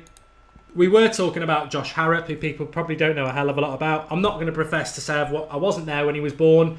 I don't have Sunday dinner with him and his families. And his family. Again, as I was saying before about Gomes and that, I've probably watched them play about 10 times this season. If you've got the time to do it, I haven't got the time to commit to it because we do United Stand a lot, don't we, when they're playing. But I do try to watch them. I do pay for MUTV. He is a decent player. He's not a kid. He's no spring chicken. He's 22 in December. But he plays as sort of a midfielder, but he's been scoring all sorts of goals. And, from that goal that you've just seen there, just absolutely fantastic, running down the left wing and turning in on his right foot and putting it away. He certainly knows where the goal is. But I think this game's going off like a firecracker now.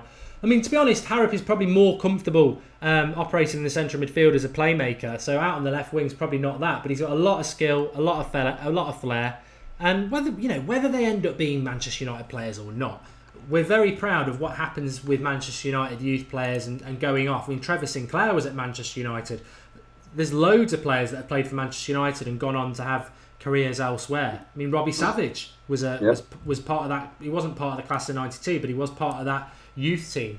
So we're very proud of that anyway. So I love this. I mean, this is the exciting thing. I love watching United in pre-season and seeing some of the kids playing. So to get them, I mean, it's at the end of the season, whatever. But it's very exciting. Very exciting. Apparently, Middlesbrough should have had a penalty just now. Yeah, well, they won't. Arsenal down to 10 men. Yep. Terribly timed tackle from Koscielny, and he's out of the FA Cup now too. But Fosu Mensah's looking, going by the comments, he's playing really well defensively. Mourinho will be loving this. Relaxed before a final. Loads of his players getting a rest before the final. And he'll get so much kudos for this. Let's be honest. We're going to talk about it a little bit more tonight. But the Premier League season has been a disgrace. But we can finish it on a real positive. And Mourinho, quite rightly, is going nowhere in the summer. So lots and lots to build on. If we can find a couple of youngsters out of this group to progress into the first 11, being whether it's in the first 11 or on the bench as backup, I think that'll be a great achievement, great learning curve from this game. Yeah, and 2-0 up now with, let me count the kids because I'm going to count Twansibi, Pereira, Fosu Mensah, Mitchell, Harrop, McTominay. That's 6. Yeah. Some people would count Lingard. But there's that's a few on the bench as well. 6 kids, and we're beating Crystal Palace 2-0 at home, and now they're just going to play with confidence. And I was saying that before, I think it was before Harrop's goal. So much about youth development is confidence. I really thought Paddy McNair had the potential to be a decent Manchester United squad player, and we got rid of him. And why did we get rid of him? Because he went from having a really good sort of couple of games, and then he was getting subbed off at half an hour by Van Gaal. Just destroyed the confidence of the lad, and some of them just don't come back from that. So it's all about luck, isn't it? It's no Rashford debut scores, and now he's suddenly one of the best players in England, and it's all about the confidence and the impact. I mean, even right back to Rooney. I mean, Rooney was always going to be a world class talent, but that goal against Arsenal for Everton, it's all about moments, and very, very, very, very exciting. Yeah, definitely. I mean, it's fantastic to see. I mean, for me, what talent we have, because like you, I don't watch the under 23s or anything like that. I try and catch up on what I can, but time constraints, it's very hard to do. So to see these kids do well and come through is an absolute bonus for the long term. I think Liverpool will win. If I'm honest, I do, but it just annoys me slightly that they are a poor side, and we've handed it to them on a plate. Corner for Crystal Palace. We have handed it to them on a plate, but we got to live with that. Wednesday's what it's all about. I mean, this game won't. This game's all about the kids, isn't it, and what they can do. Apparently, that Andreas Pereira is in the stands at Old Trafford. Yeah, a good chance for Crystal Palace there from the corner. Oh, I don't know what I've just done there. Oh, I'm just knocked it down. There we go.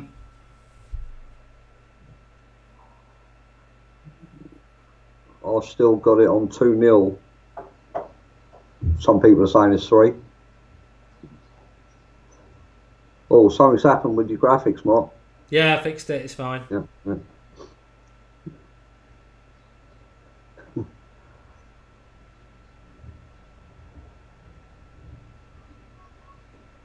It's interesting as well. Both goals have bypassed Rooney as well. Bit like this season, isn't it? Well, yeah, but I mean, it just goes to show, doesn't it?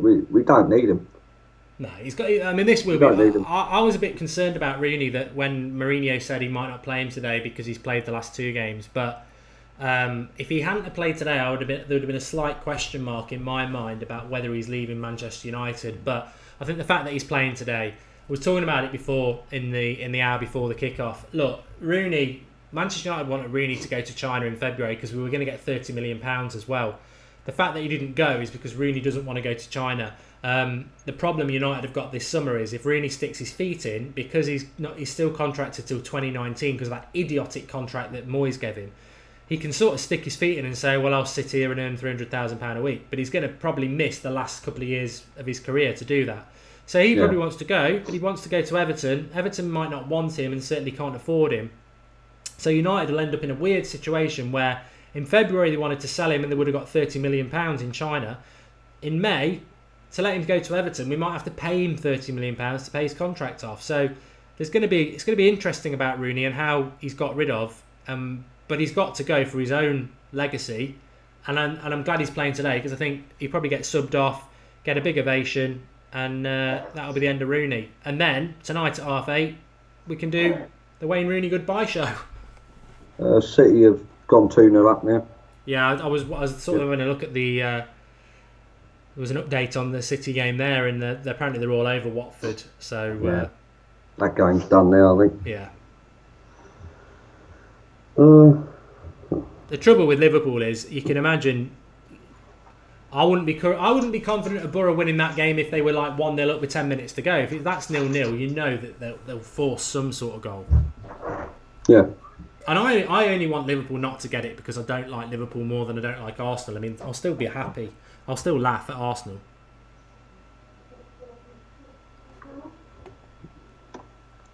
So Got over 1,000 likes before half time. Thanks everybody for that. Gone over 88,000 subscribers today as well, which is fantastic. We're still fingers crossed, hoping that after the Europa League final we might hit 90,000, but we'll have to wait and see about that. But remember to join us on Wednesday night. Manchester United's biggest game in years, and we will be giving away at half time not 1 but 2 new Manchester United away kits, away tops, which I saw yesterday, and it's a bloody lovely kit. I don't buy kits anymore, I haven't bought them for years, but I really do like that away kit.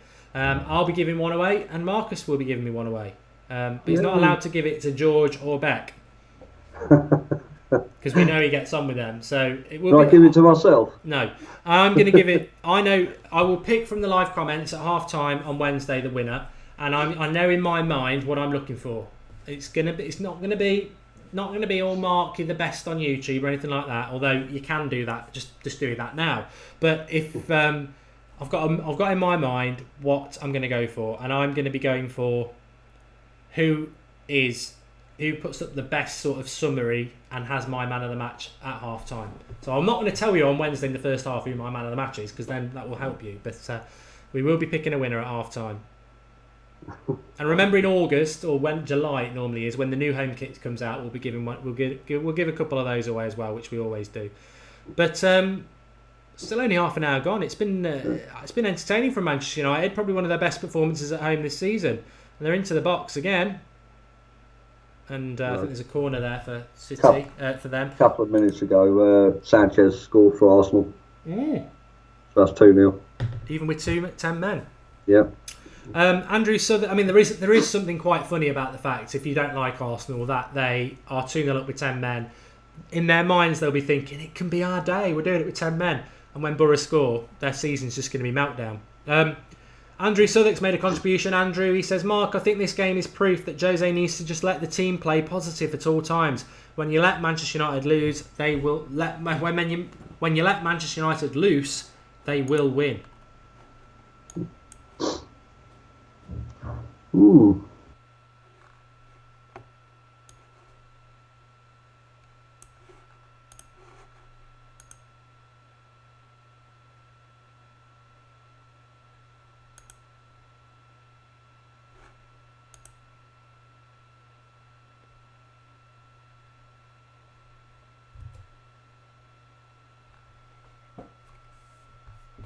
I don't know whether I'm back live or not, but we might be. We might be. Let's have a look.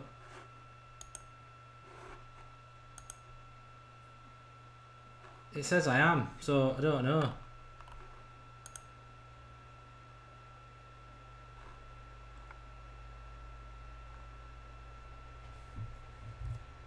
I think we're live. We're back. I don't know. The sad thing is, I don't know how we weren't live anyway. But the internet just decided to die on my laptop, which is quite funny because my other laptop, it's working. So we don't want that to happen on the Europa League final day. But I am back. We are approaching half time, and yes, we are back. So we've lost well over a few thousand people, but. Maybe they'll come back. But change the time. Yes, we need to knock that off. I'll tell you what, I'll sort that out in a minute. But we're back, and everybody is hopefully coming back, which is great. We've had a lot of likes on the video. We've actually got a bit of an injury to Bay, which we can live with because we don't need him for the final. But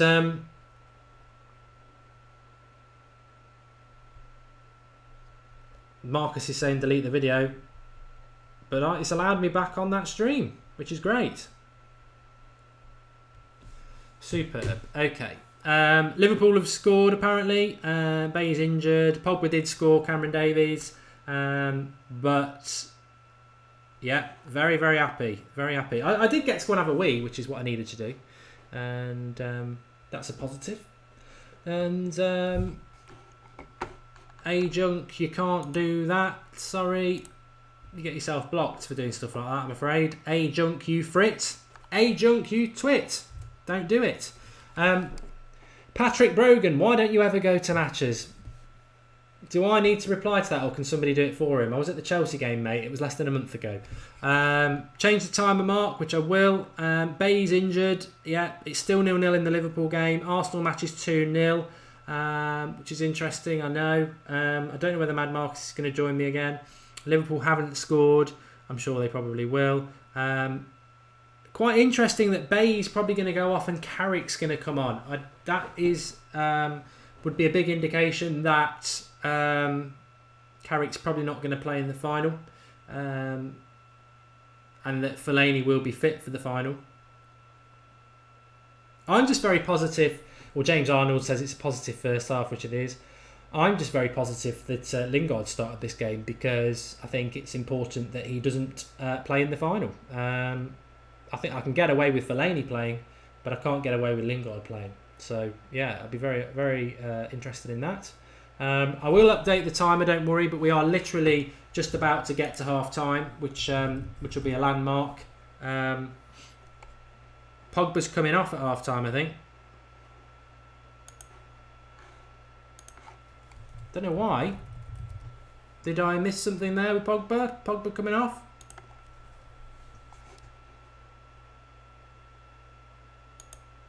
Looks fine. Probably just 45 minutes in his legs, I think.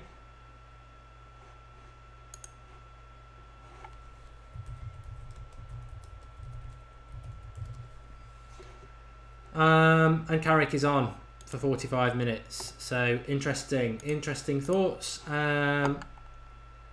Orison's made a contribution. He says, McCann's, are they guilty or not? Obviously I can't comment on that. Keep Pogba for the final. Ovation. Pogba's playing the final to save injury. Yeah, I think that's the common sense one. Keep him fresh for the final. 45 minutes. Very, very astute that by it. But I'm very happy with that first half.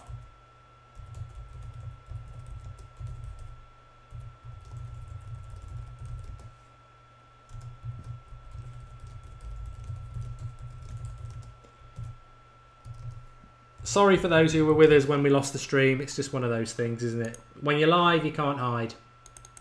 There's nowhere to hide when you're live. That's my saying. Is that a cat?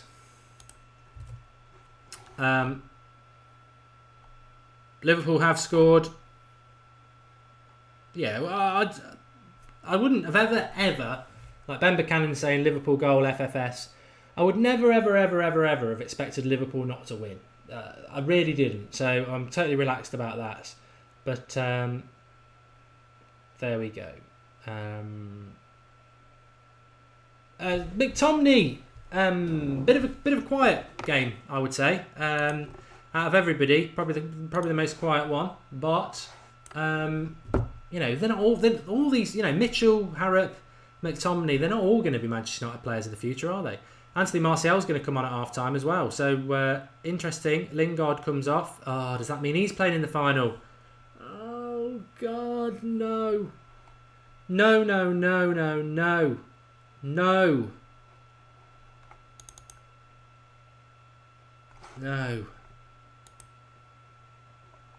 That is shockingly the worst part of the half.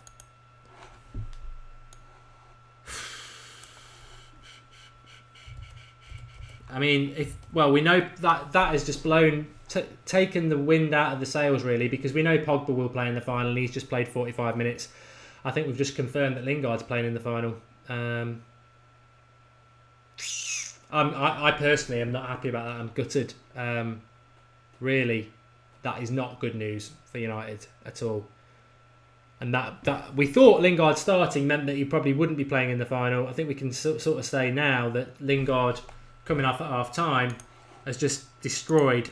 It's not. I mean, I'm over egging the pudding, but it has taken a shine off that half that Lingard has just come off. So Lingard probably looks like he'll, like Pogboom just says, my mood has just dropped. My mood has just dropped as well. Lingard's just come off at half time with Pogba. We know Pogba will play in the final. City are 4-0 up, so they're not messing around. Liverpool are 1-0 up. Arsenal are 2-0 up. And the other games just don't matter. I mean, Spurs are 3-0 up against Hull. Harry Kane obviously going to be going for that golden boot. But yeah, that's. I don't want to talk about that because it has made me feel a little bit sad. Lingard, but yeah, I don't want him playing in the final. That's really annoyed me. Really annoyed me. But let's not dwell on that too much because there are positives to talk about. Josh Harrop's goal for Manchester United, fantastic, absolutely brilliant. Pogba puts him down the left, running down the left, using lots of his left foot because he's running down the left, but then checks in on his right, stands the full-back up, gets past him and blasts it in. Lovely goal. Exactly what Manchester United are all about. Really got the crowd up. And Manchester United played well in that half. Dimitri Mitchell playing at left-back. I think he was a little bit shaky by all accounts, but a good couple of balls. Rooney putting one onto the reef of the net from a fantastic through ball from him. He's up against Wilfried Zaha as well, one of the former Premier League players at the moment. McTominay's been a little bit quiet, but he's playing in the midfield, and that's probably a little bit more challenging. And obviously Harrop, fantastic. He was a live wire before that. The goal coming through from the youth is all about confidence, and those sort of moments can set your career off on fire. Pogba's goal. Good little bit of running from Jesse Lingard. Poor pass, mistake by the fullback, and then Pogba was there to pass it home. 2-0. 2-0 up against a strong Crystal Palace side and a youthful Manchester United side. And the second half is going to be very, very interesting to see if Angel Gomes gets on. We've only got one more substitution to make now. Pogba taken off just before half-time for Carrick and Martial brought on for Lingard, which for me is the disappointing part of that game. I don't want Lingard anywhere near our final, and people can say you've got to support the team and he always plays well in finals. He didn't play well in the final against in the League Cup. He just scored. He didn't have a good game. He's not been playing well for ages. I think if we play him in the final, it really weakens us. And I hope he proves me wrong, but we've got better players. And I think Pogba coming off at half-time is obviously to rest him for the final. And unfortunately, it looks the same. It looks like it would be the same with Lingard. I wouldn't have him anywhere near our lineup, and I don't care what anybody says. I don't care. I really don't.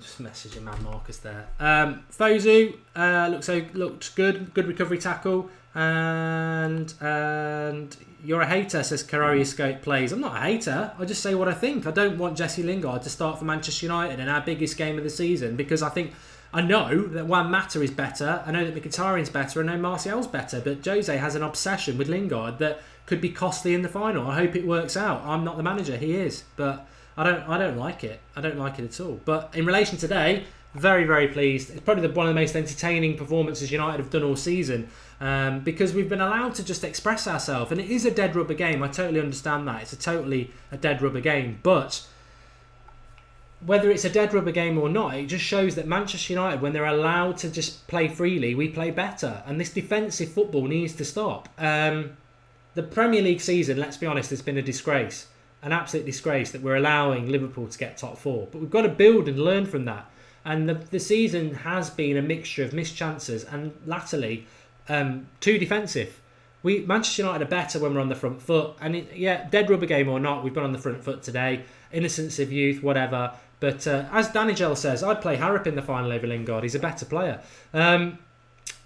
Jay Kwan says Muppet. Thanks for that. Lingard is a joke, says Chris Boy 82. Pogba's been free to operate, says John Carlos. Well, that's a problem that Mourinho sort of had strangely this season. Pogba at the start of the season when he was given freedom played better. Then he sort of played him restrictively and he's struggled. And when he plays with freedom, you get the best out of Pogba.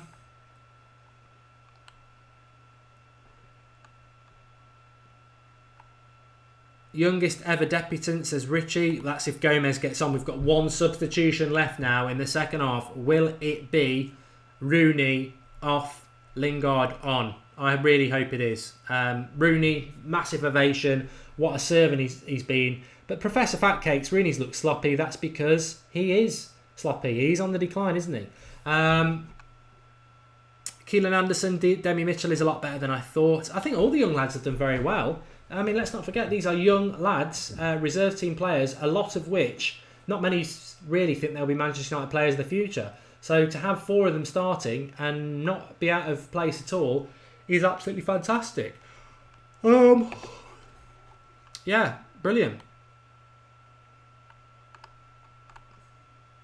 Madman99 Dano says the most enjoyable game watched since Leicester at home game. I'm hoping for Gomes to come on. Yeah, that would be fantastic. Mark, we've all been saying all season, play the youth. Has Mourinho failed? Chris Jones, well, he's not failed today. What I would say from the first half is that Fosu Mensah has been ready all season, and to the fact that before this game he'd only played 20 minutes in the Premier League is shocking, really. He should have played a hell of a lot more. Tayyab's really angry. We don't know why. Is De Gea going? Says DCO. I do think he will. Mitchell's not a bad crosser of the ball. He's got a lovely left foot. I think a loan move for all these players next season is exactly what they need if they're going to have a future at Manchester United. The young lads are in sync and our first team doesn't seem to mesh well, says John Carlos. Well, remember, yeah, they have played together a lot, haven't they? It would be funny to see Arsenal in the Europa League, says somebody. I think he will. I think they will be. I think Martial and Lingard have been told to fight for a place in the final with a half each, says Mohammed. I hope so, mate. I do. I really hope you're right. Harrop should replace Lingard, says Mazan. Harrop's goal was amazing, says Ben Hadfield. If you haven't seen it, I can just replay it back to you. Not literally, obviously. Run down the left wing, stands his right back up in the box, cuts past him and blasts it in with his right foot. 2-footed, skill, finish, absolutely everything. So really pleased with that. Lewis, could we see Zaha back? Why would we? Harrop's played better than him. And everyone can see how Jose has lost it, says Jose Pullis, the special bus. Not a day to be negative about Jose today. I think I predicted that Palace would be the better side in this because they're the stronger side. But we're 2-0 up. It'd be a fantastic result to beat Palace, who've come with a strong team. Draughty Devil, thanks, yeah, okay.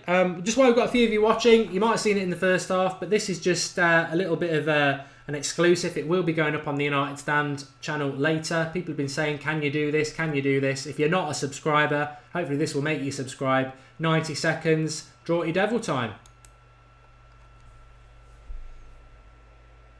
We're good, we're working, great. I can see my face on a live screen on YouTube.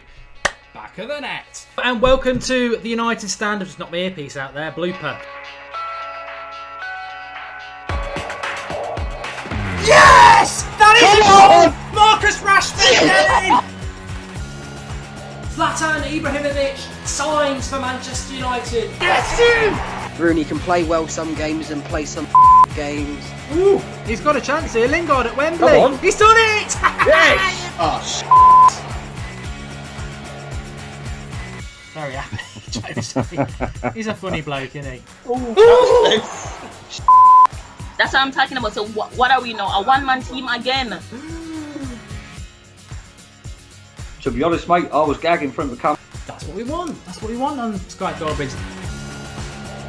He's won it! Yes! Yes! Their defence is about as good as a piss-stained tissue. How is there still a minute and a half left? There was a minute and a half left before that move even started. Where's your wig, mate? Get it out. I'm back with my wig. I said I'd get it if he scored. Lots to talk about today. Loads to talk about. And up yours to everyone who hates Man U. United.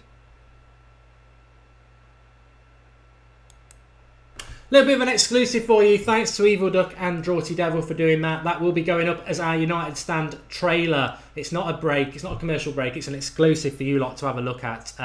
It's not an ad either because we don't get any bloody money for it. But yeah, we're really proud of that, and thanks for everybody who's been saying you need a trailer. It's been long overdue, so yeah, really pleased about that. And make sure you do subscribe. We're very close to 88,500. So if you are new, welcome to the channel. We've got a fantastic community here. We are live tonight at 8:30, Sunday Night Live. Lots to talk about. I suspect we might be talking about the exit of a United great stroke legend to some at 8:30, and I think that's going to get confirmed in the next 45 minutes. But very, very interested. We are live at 7 a.m. every morning with a Transfer Daily. We are live every night at 8:30. The live chats is on every video. It is the biggest independent Manchester United channel. It is your channel. Get involved. And remember, tomorrow night, 8:30, Skype Goldbridge, where you Skype in. So loads to get involved with. This is great. Rooney to Everton, says James Sterling. Well, we'll see. We'll see what happens. Mashups are great, says Priest Prince. I love the mashups. They are brilliant. There's so many bloopers and lines that you can mess around with.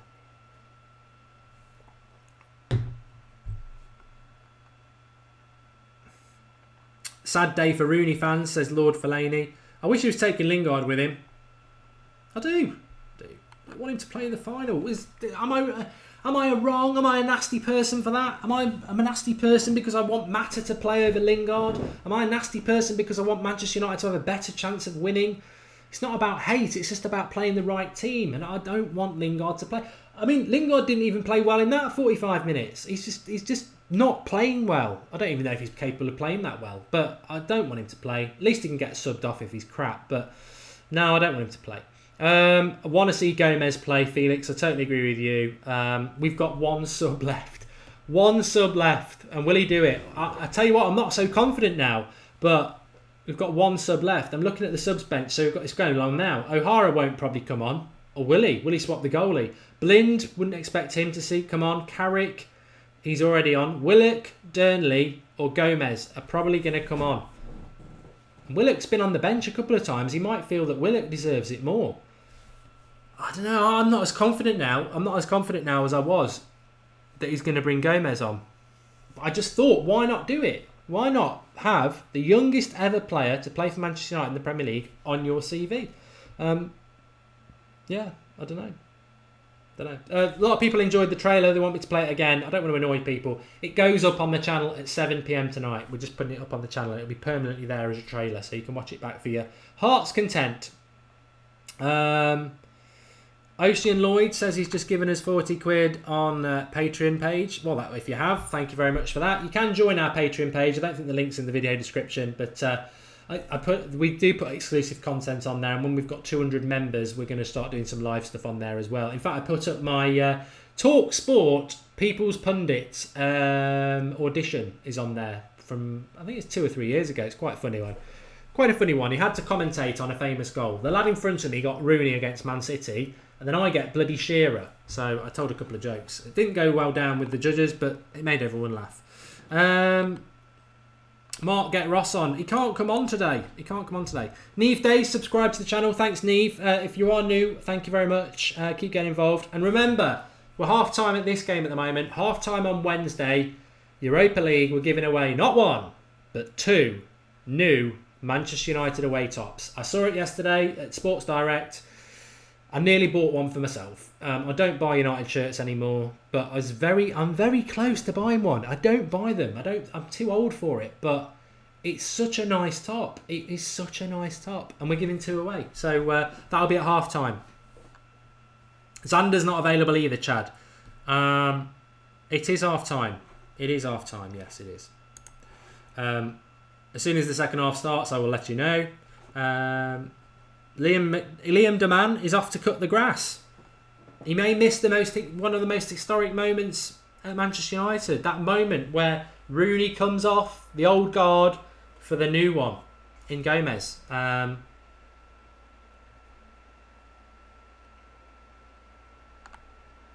Rectifier says the third sub will be Blind for Jones. Liverpool are winning, which we know. I knew Liverpool were going to win. If Liverpool can't beat Middlesbrough at home to get in the Champions League, then there's something seriously wrong with that club. Middlesbrough, crap. Even we took 6 points off them. So, yeah, I'm not surprised by that. I think with people just hoping against hope. that might go the other way. But second half is about to start, and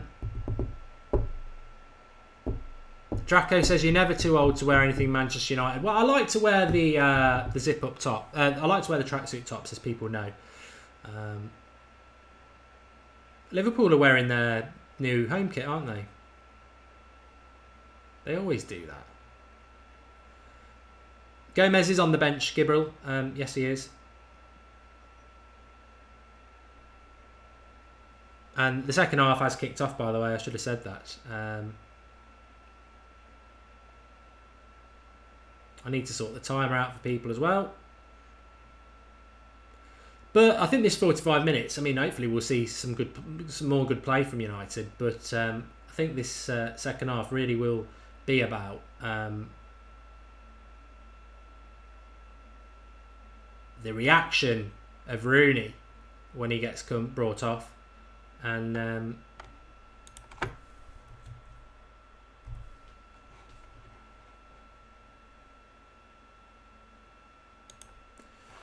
I need to sort the timer out for you, sorry. I'm messing around thinking about other things. There you go. There you go. So it's 2-0 to Manchester United. Harrop and Pogba. Archie Phillips says, who's your dream signing this summer? Same as last year, Griezmann. I didn't think we'd get Griezmann last year, by the way, but if we get him this year, I'd be very, very happy. Ooh.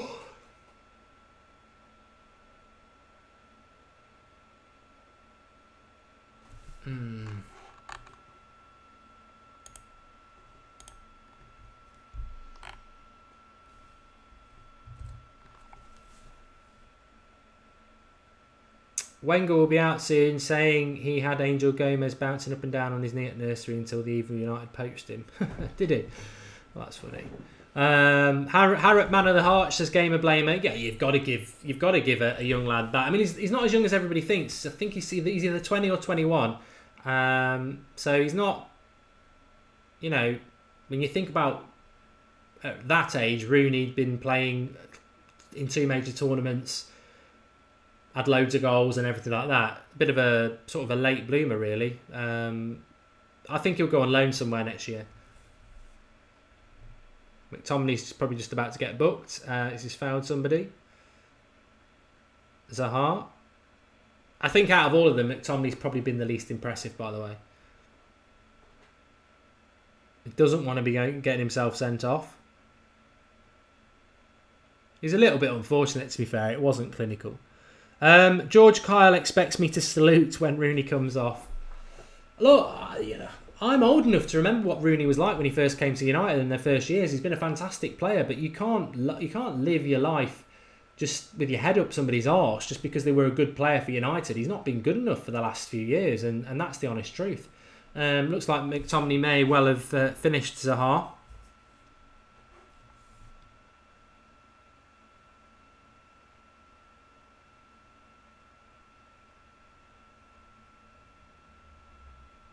Abdullah wants to know the name of the players who've scored. It is on my left there. It says Manchester United 2-0, Harrop and Pogba. But if you can't read it, it's Harrop and Pogba. Zahinid Zaha may well be coming off. TTT Damien said it was a bad tackle by McTominay. I think he's just trying to sort of adjust his run. I don't think it was cynical. It might just be the way he's fallen, though. He could have done his shoulder.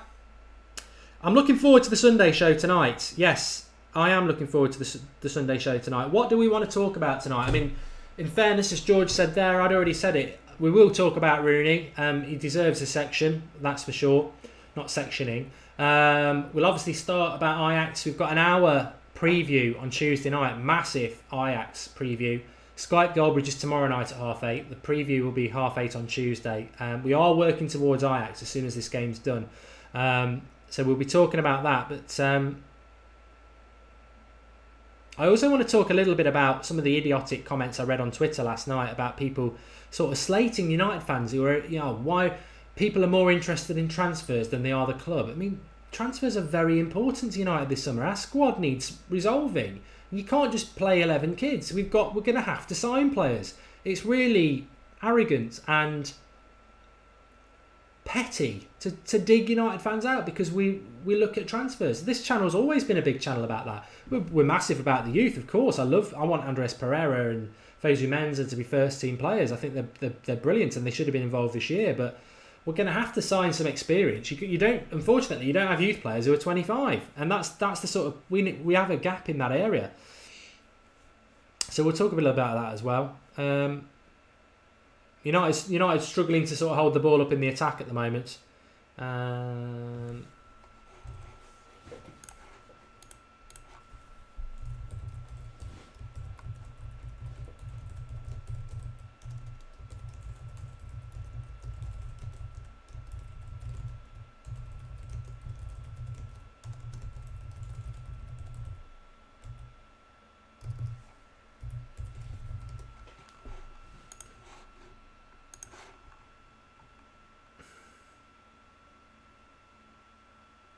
Jesse Hitman says the Lingard witch hunt continues. I'll tell you what, Jesse could stop the Lingard witch hunt by actually having a decent game. He's been crap for weeks. That's why the witch hunt happens. It's no witch hunt. It's just people are fed up of his poor performance. And James Solent says Lingard got the assist for Pogba. Mate, if you want to call that an assist, a crap pass that their fullback fell over, it wasn't an assist. It was just it's a technical assist, but it wasn't.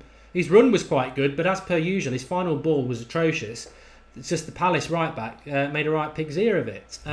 Look, it's not a witch hunt. He's just not good enough in my mind. If he scores the winner on Wednesday, please come and troll me and say you're a Lingard hater. Because you know what I'll be doing? Couldn't give a damn. United have won a game. So I don't care if he plays and he scores, fantastic. But I'd rather not play him. Cool Guy says he was great today. God almighty. Get yourself down to Specsavers, mate. Thought you were about to say you don't win anything with kids, says Aaron Eves. No, you do. We just got to balance it. You've got to balance it. Liverpool have got 2, so that's that done. Bay's down injured again at the moment, which is a regular occurrence. I mean, Bay injured could ruin Gomez's debut.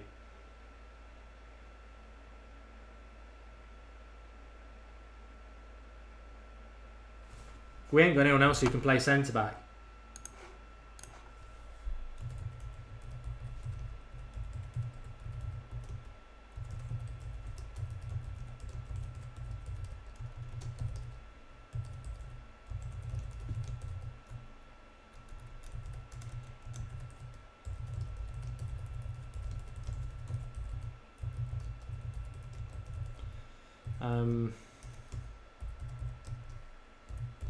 That would be gutting if that happens. We'll keep an eye on it. I don't know whether he's up on his feet or not. No, he's going to be coming off.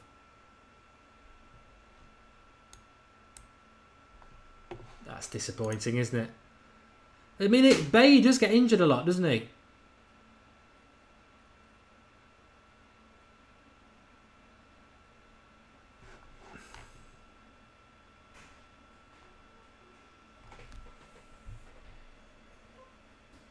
Yeah, we're making a sub. Willock. That's it then. No Gomez. Oh, that's really disappointing. Really disappointing.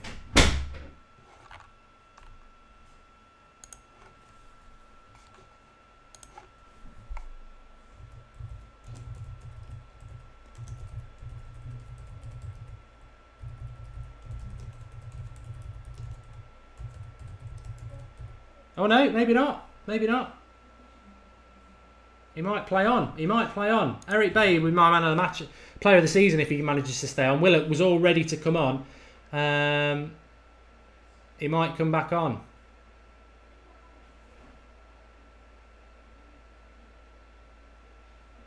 And a good save there by Pereira, I think. I think Bay is just knackered and needs a few weeks off. He has been playing a lot of football. I thought Palace had scored then. Morgan Ever Upload says, "What's the big thing about Gomez? He's tipped to be one of the best players Manchester United have ever produced in the youth setup. He's only 16, so if he does score, he is."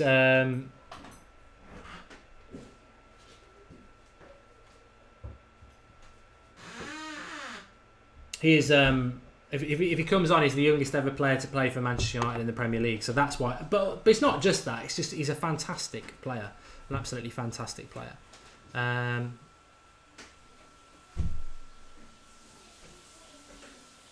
Few of you feeling sorry for Willock. I think he'll come on. I think Mourinho is quite a fair guy, and he'll just bring Willock on for the last few minutes now. But Bay's running freely.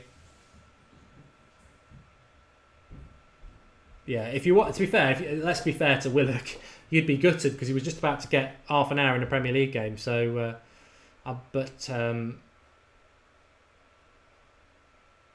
Twanseeby's been very assured.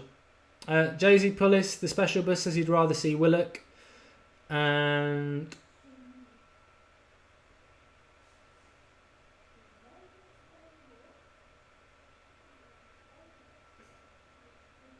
MUFC Forever, who else is annoyed that Liverpool got Champions League? Look, mate, we should not be... I am annoyed, but I knew they'd beat Borough. If Liverpool were offered Borough at home at Anfield to get Champions League at the start of the season, they'd paid probably 20 million for that opportunity. That 20 million should go to Manchester United because we've given them top four. So I am annoyed by it, but I didn't expect, and we shouldn't have expected Borough to get anything today. The reason Liverpool are getting top four is because of us. Nobody else. Nobody else at all.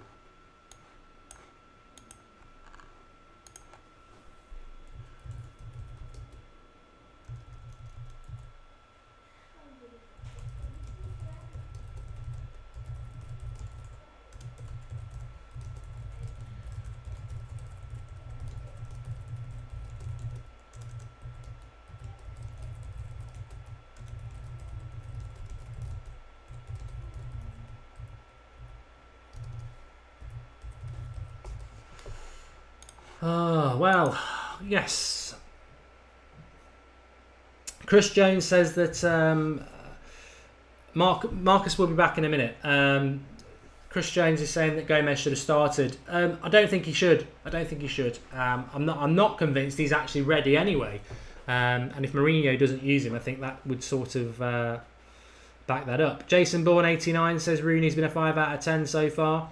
It's exactly the reason he's going to go, isn't it? I mean, Rooney is clearly not, and I'd have been stunned if he was, but Rooney is clearly not in the final plans. How much would Harrop be on a week? I don't know how much they pay people like that. I don't know. How much do you get paid for being a reserve player for Manchester United?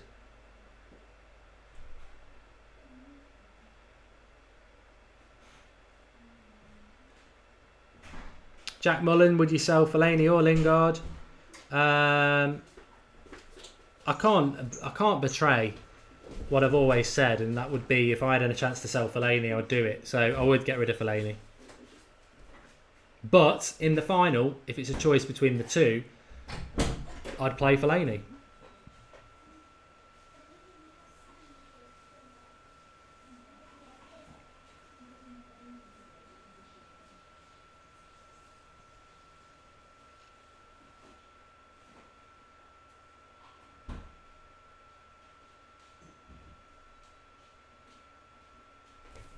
Be about £5,000 a week, £7,000 a week. Some are saying £3,000 to £5,000 a week he'd be on.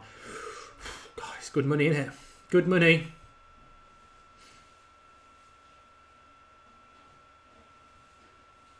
Still 20 grand a month, isn't it? 20 grand a month just to be an under 23 player for Manchester United.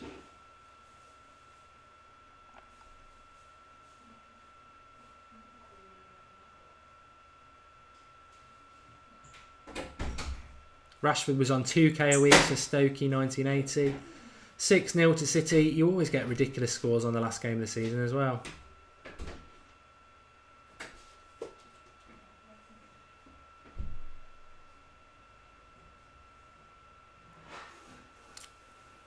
Mitchell is good, says Mo Wada.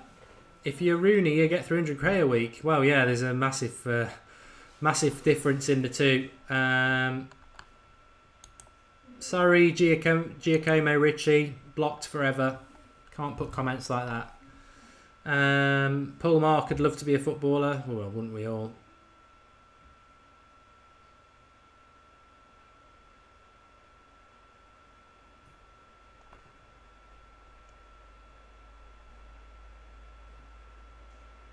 Who's getting a third, says Fuad. I think Palace have generally had a better of the second half. They're just about to make a substitution. Look, to be honest with you as well, the positive about Liverpool and Chelsea being in Europe next year is they haven't been in Europe this year. And they're in for a big shock. Having to play twice a week is going to be a big shock for them. So there are positives, and the thing is as well, I think there is a positive to be had because Liverpool have been shit this. Sorry, I shouldn't swear. Liverpool have been very poor this year, but I think getting Champions League football, they'll forget that, and they'll still have the same problems next year. He is a very one-dimensional manager, Klopp, and a lot of clubs have figured them out.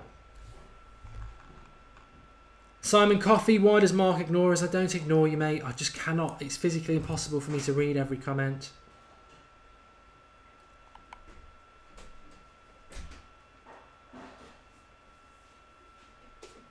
How do you become a football player? Fashion says. Well, you got to be good at football for a start. Fosu Mensah's not a good right back, says KJ Godham. Has Pereira made any saves yet? There was a debatable one from a header. I think it hit the post. I don't know whether he tipped it onto the post. If he did, then it was a fantastic save. Who remembers Zara and Anna, says Jamie Rigby. I do. And how long will the Griezmann signing take, says Danny Butts. I think it will happen in June. It's just when in June. Because Mourinho likes to get his transfer deals done early. But I think England play France on the 13th of June. So it's whether we do the deal before. I mean, you can do deals when people are on international break. So they could still be done. Or they could wait until the end of June. But it'll be June time. Mourinho wants to get it done early.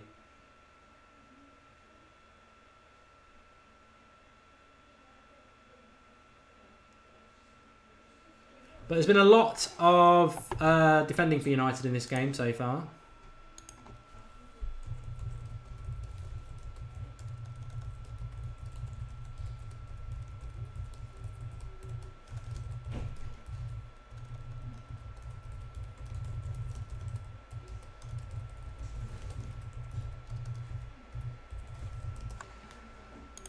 I mean, I think Fosu Mensah's done all right, to be fair.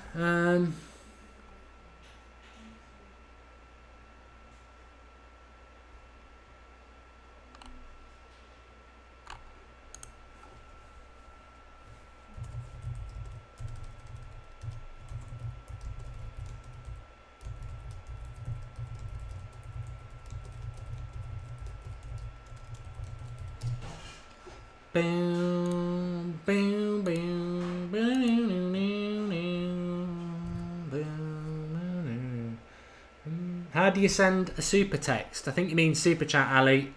If you can see at the bottom of the live comments, if there's a $sign next to the emoji, then that means you can do it, but it's not available in all countries.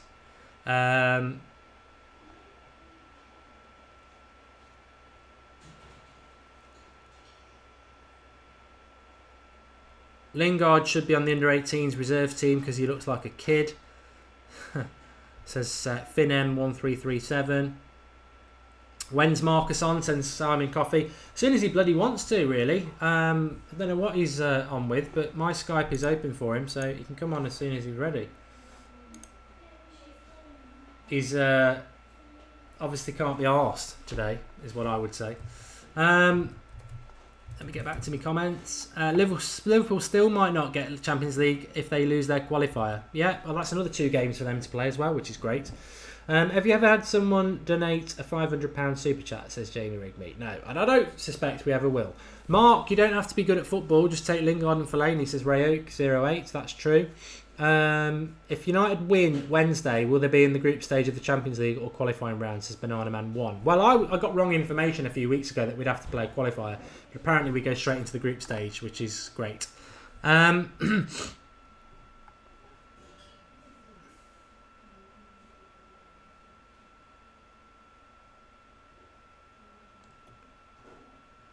Martial's not had a lot in this game to do. To be honest, though, you've got to feel a bit, since Pogba's gone off especially, it's a bit of a dead man's shoes for somebody like Martial because he's got a midfield 3 of Twansibi, Carrick and McTominay. I think it's just totally and utterly he's got no chance, has he? He's not going to get very good ball.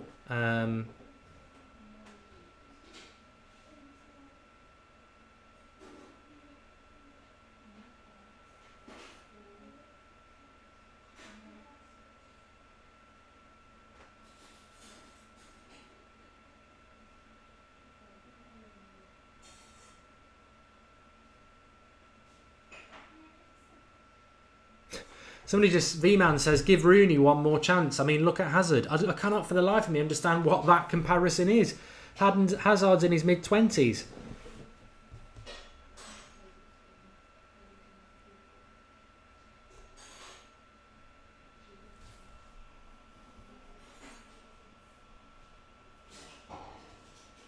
Gamer Blamer says, would you have liked Klopp as United manager before into Liverpool? No, Alex did.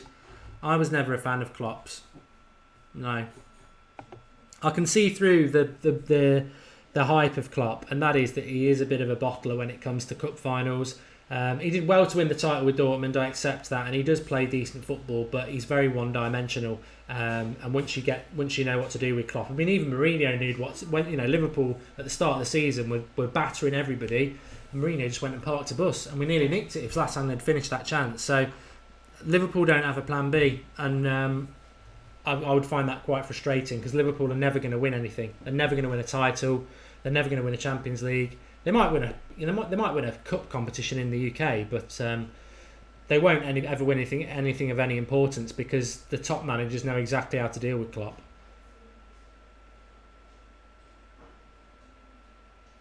Pogboom says Joel Pereira's had a quiet game. He hasn't had a lot to do. That's the problem with your goalkeeper, isn't it? I mean, I would say that about Romero. A lot of people get lost up Romero's backside, but to be honest, in the Europa League, he's had a few shots against him where he's tipped him over the bar, but he's never really been tested that much, apart from the penalty the other night in a one-on-one situation. I hope he isn't tested on Wednesday because there's nothing we can do about it.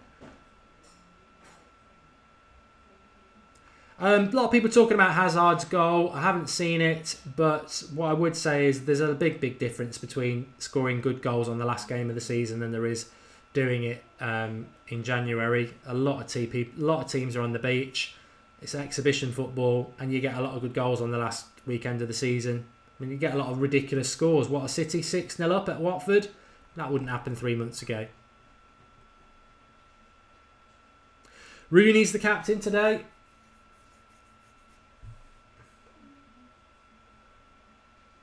Gabriel Jesus is a good player, Ned BV. I will admit it. He was a player we were sort of thought that United were linked to as well, and did like the look of him.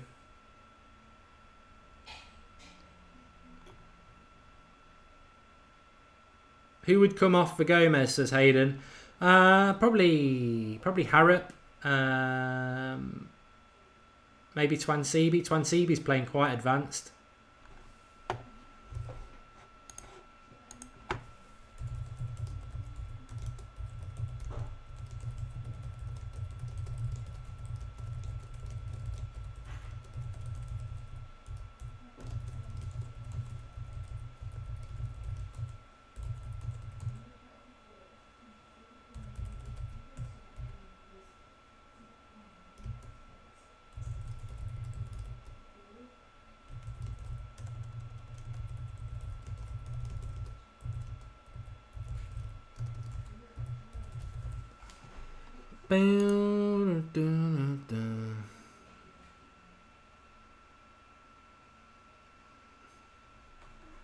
Here he is.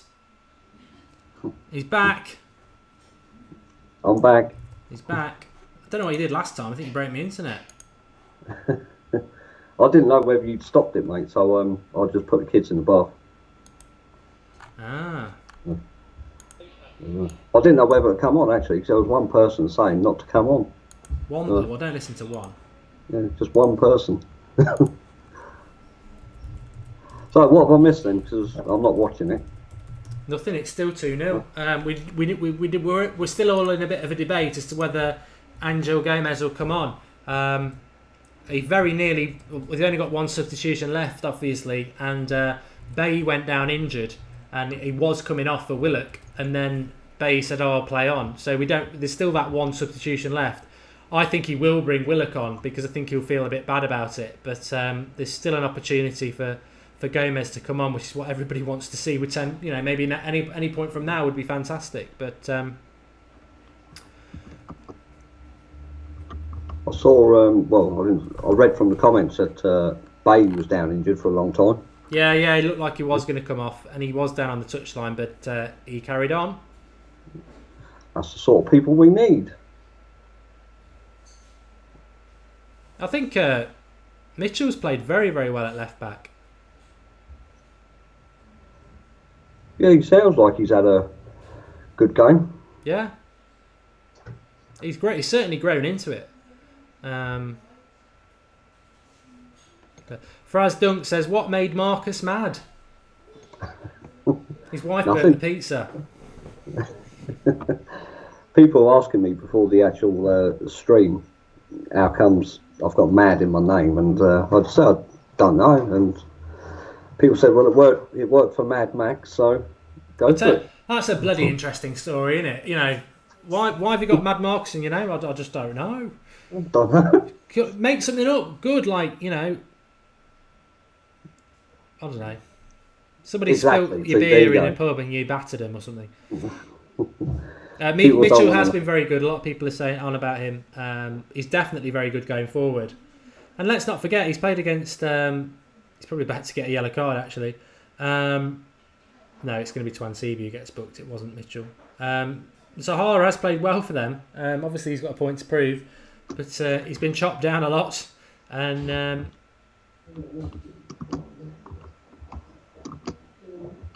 it's a bit of a dive by Saha. So who's impressed you the most then? Oh, I don't know. It's been very difficult because it's second half's just been very exhibitionist. But I think sometimes you've got to sort of highlight a player based on how they've played in the game, and sometimes you've just got to highlight a player based on a bit of brilliance. And I thought Harrop's goal, I think everybody's seen it now, was just fantastic. Really, really good.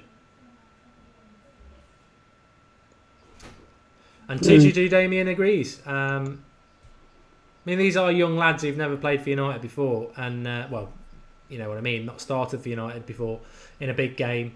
And yeah, but Mitchell's played well as well. Defensively, a bit, you know, hit and miss, but going forward, he's been very good. It's been difficult for people like Pereira because they've not really had anything to do. McTominay, again, you know, okay. I can't. You know, it's way too early to say anything, but I don't think he is going to be a player that's going to be a United player of the future. But we can't expect everybody to be anyway. No, but you know, at least there's a bit of hope. Bit of hope for the future with these lads on. I mean, you know, from what I'm seeing in the comments and from what you say, it's been a pretty decent overall performance, especially from that Harrop lad. Well, it just do them the world of good to play in front of 75,000 people. And the great thing about United fans is when it comes to youth, it's ingrained in us that this, you know, there's not going to be any booing or anything like that. And maybe there wouldn't be at any club, but we really do promote it, and it is really important to us. And I think if you ask any United fan, we'd rather see this lineup today than a team full of people like, you know, the reserves. You know, people like Phil Jones. I know he is playing today, but if everyone was fit, you could have people like Ashley Young and all sorts like that. And we don't really want to see that. We want to see a bit of the youth in a meaningless game. So.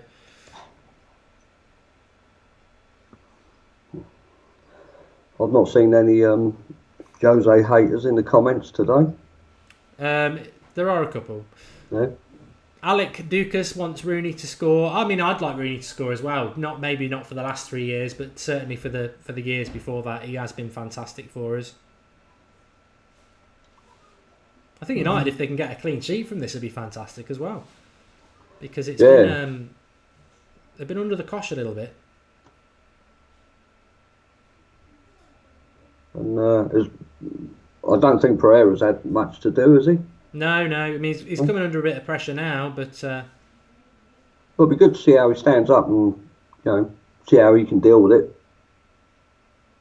I think Twansibi and Fosu Mensah deserve a big shout out as well, because if we did have everybody fit and we were playing a lot of the sort of fringe players in this game, but had given sort of Twansibi and Fosu a game, we'd all be focusing on those two because they are kids. But because other people are playing who've not really been playing before or mentioned before, we treat Fosu Mensah and Twansibi as sort of like, they're experienced, but they are still kids themselves. So I think they've played very maturely, especially Twansibi, who's only really got involved lately, and he's playing as a midfielder. I've been impressed with them as well. I'm surprised Fosu Mensah has come back from the dislocated shoulder, I think it was. It's only been a few weeks, hasn't it? Of course, there'll be... we'll pick up on a lot of this on the Sunday night show as well, but there'll be speeches on that after the game. I would expect maybe it'll be the end of Rooney. I don't know. Oh well, it should be. I don't know how he whether he'll admit it yet or not. I mean, would you think that this is probably his last game? I think it's got to be. Yeah. I mean, I know a lot of us say, it should be his last game. He's not been performing for the last 3-4 seasons, but you never know with Jose, do you? You could think, oh well, maybe there is something to offer in a different position. Well, to be honest, what is that position going to be? Goalkeeper, because he's played him as a midfielder, he's played him on the left, he's been playing him up front the last couple of games, and we don't see any improvement, do we? No. It's just time. I'd be surprised if Everton wanted him. If they've been really watching him, which you're meant to do if you're going to sign somebody, if they've been scouting him for the last few weeks, I can't see any Premier League club wanting him, because unless he's holding something back, which I don't think he is, because I don't think that's Rooney's game, I just don't see it. I don't see what he'd offer a top Premier League side. I think totally agree with you there, mate. I don't. He just isn't good enough as how can you say it, a top club. He's not good enough for him anymore. So maybe he could improve Everton. I mean, Koeman might be able to bring something out of him, but I think if Jose can't bring anything out of him, then I don't think anyone else can.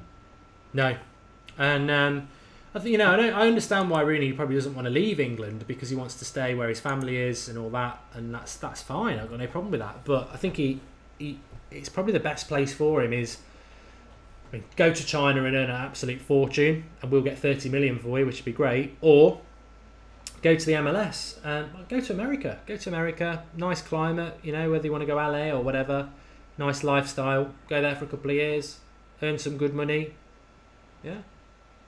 Do you think any teams in America would pay him that money in wages?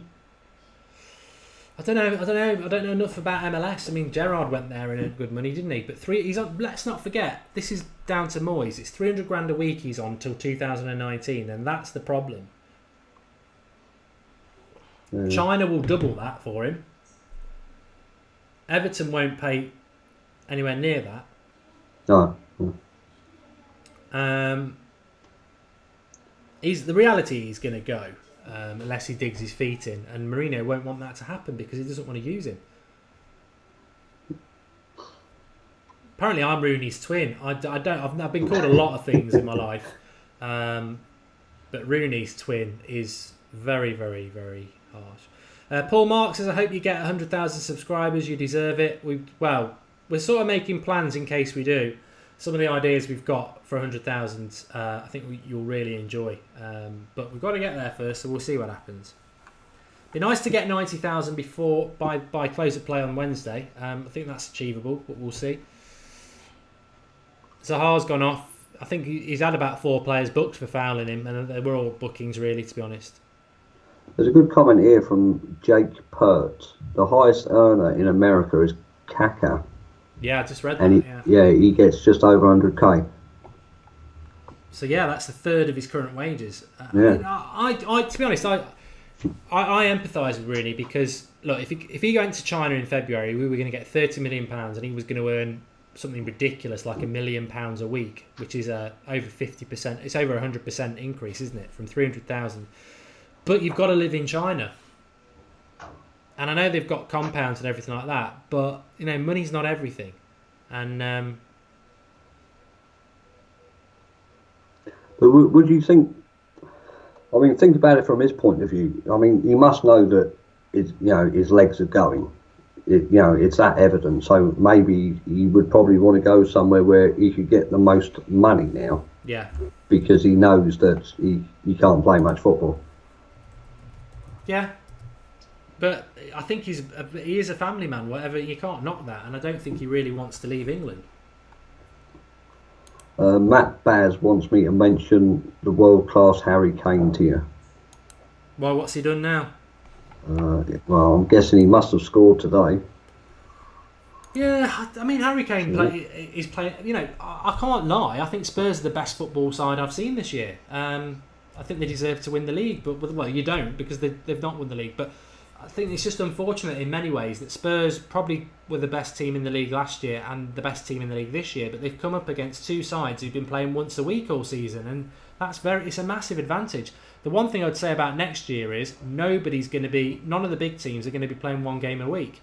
So unless we get a shock like Leicester again, it's going to be a very level playing field. But whether Spurs can keep that up for 3 years in a row, I mean, you've got to be fair to them. The fact that they've not won the title in the last 2 years is quite unlucky.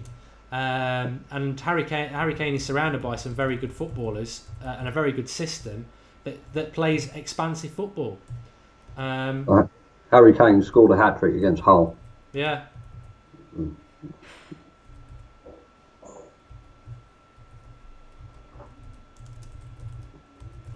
So you should be top scorer, is it, this season? Golden Boot? Yeah, he will be now. I think it was him and Sanchez and Lukaku, and I don't think Lukaku has done much, so... Wouldn't that make it 2 seasons in a row? I don't know whether he won it last year, yeah.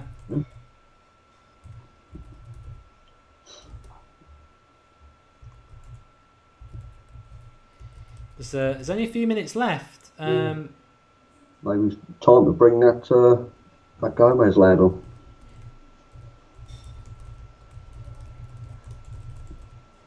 But I don't know what everyone else at home thinks, but I think if we can keep a clean sheet, that's another big positive for everybody involved.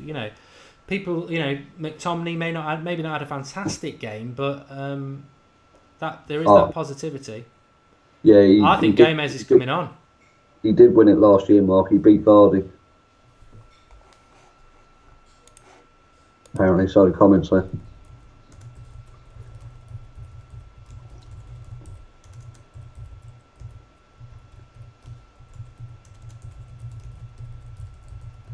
And Jake Pert says it's 20 plus goals in the last 3 seasons for him. Yeah, that's good. Would that sway your mind in wanting to try and prize him away? I don't want him at United, no. I still think he's a big game bottler. Didn't do anything in the Champions League, didn't do anything in the Europa League. I know he scored against us this time, but it was our poor defence. I think he's better than Harry Kane. Look, I think he'd do a job for United, but I think he's better.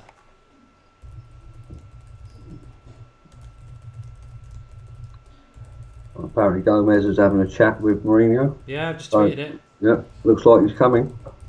Well, it's the dream. It's what everybody wanted, isn't it? The dream will happen. And how, well done. I think Eric Bailly deserves man of the match for making that happen.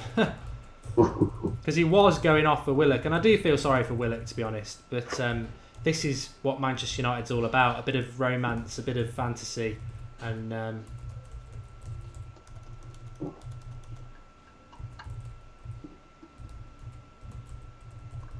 it's not happening yet, though. There's still 5 minutes left. You want to do it at some point.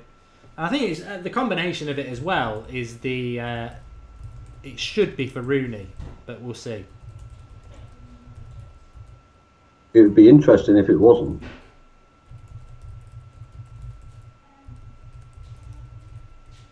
Well, I suppose he might think I don't want to do that because everyone's going to cheer Gomes because they want to see him. Does that take away from Rooney's limelight? I mean, there's a couple of ways of looking at it, isn't there?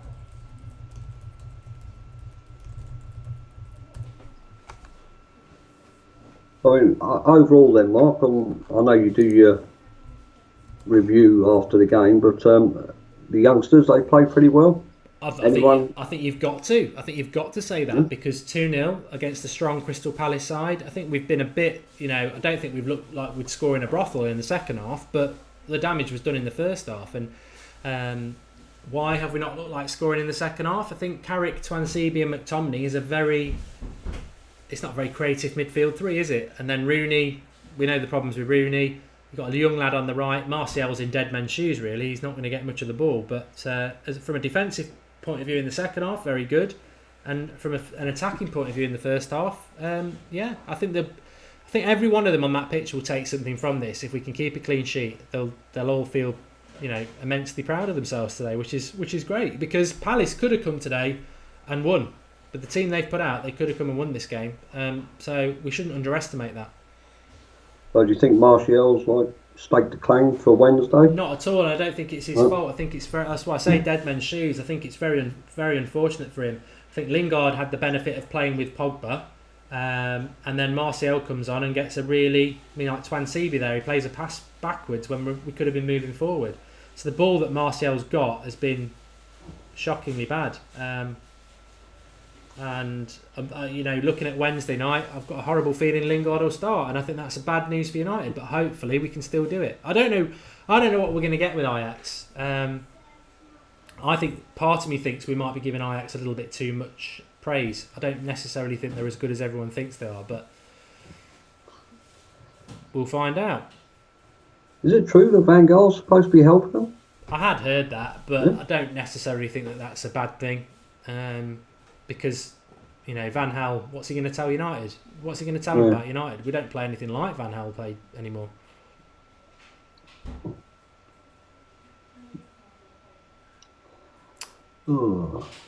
Marino's calling Gomes. Go yes for Gomes.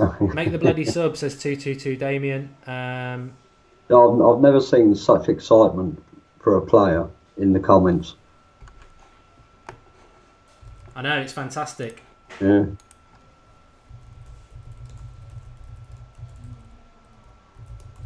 I mean, this kid must be really special. Right, apparently a couple of people saying Rooney's going off. Yeah, and he does clap. And you know what? I applaud Rooney on that. I do. Look, if that's the last time we're going to see Wayne Rooney as a Manchester United player at Old Trafford, then I choose to look back at not the last 3 years, but the greatness and the great things that he's done. The goal against City in the derby, the goal when he first came against Newcastle. He's been a great servant, and if that's it, that's it. But this is what Manchester United's all about, though. It's evolution. When one door closes, another one walks through, and that's why I always say, look, criticism of players or loving certain players is all great and all well, but players will come and go, but you as a fan will stay.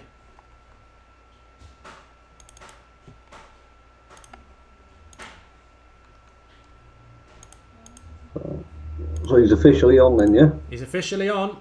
Yeah. And was it a standing ovation for Rooney or not? Yeah. Yeah. Yeah. He did it wasn't conclusive that was his last game for United, but I would expect it to be.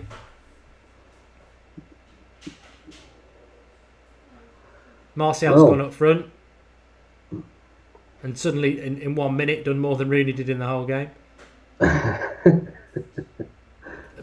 Which is true. I'm not knocking that. I think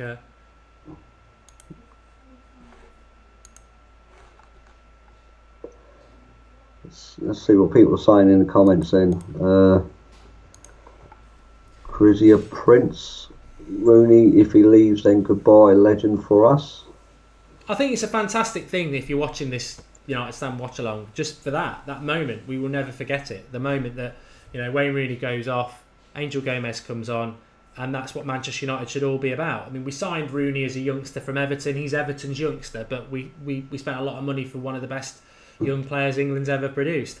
And hopefully, with this new lad, we've got one of the best players that Manchester United have ever produced starting his career. Will he play much next season? Probably not. But it's the first step, and it's probably the last step for Wayne Rooney at Old Trafford. And I think that's what football should always be about. We've all got our lives and everything, and it can get a bit boring and mundane at times, but football's our release, and that moment, you know, it could have been Rooney going off for Blind. Oh, yeah. But we'll never forget Wayne Rooney coming off for Gomes, Rooney's last Old Trafford, Gomez's first Old Trafford, and that is fantastic. A lot of people saying that Gomes is Nanny's cousin. Yeah, he is, yeah. Yeah. There's a fantastic picture of him actually as a kid with Gomes and Ronaldo, with Nani and Ronaldo when they were at United. Yeah. I mean, it's a cameo performance, whatever, but it's official. Roma Dude says 5 minutes isn't enough. Mourinho should at least give Gomez at least 10 to 12 minutes. Yeah, I can understand why people would say that, but you know, I'm just glad he's got some. And as AJ Nell says, he is small. He is small. Of course he is.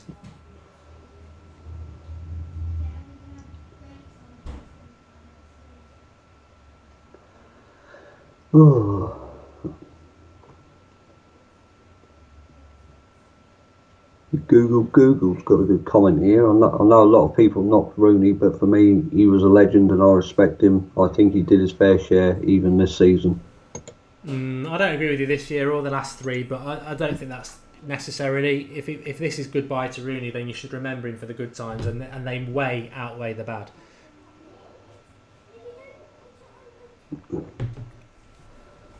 So has the extra time gone up yet? Hull 1, Spurs 7. I mean, last game of the season, you do just get ridiculous, don't you? You really do.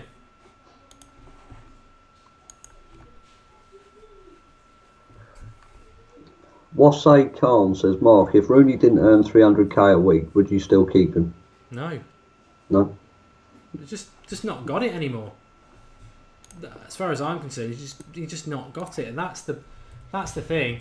And the bad thing is, if he was Lingard, you'd be like, oh well, he's a decent squad player, whatever. But he's Wayne Rooney, and you pay for Wayne Rooney, don't you? Apparently Gomez demanding a lot of the ball.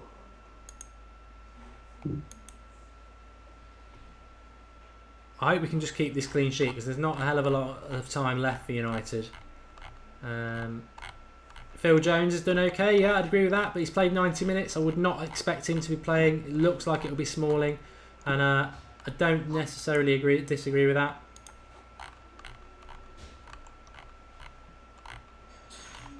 Pogboom says that the team's looking for Gomez. This kid's special. Yes, he is. I mean, it'll be good as well to see him in the tour in the summer. If he takes him, he's still very, very young. But I think it's such a wise move by Mourinho to have done what he's done. I've not kept my eye on any other score, but I presume Liverpool have comfortably won. Yeah.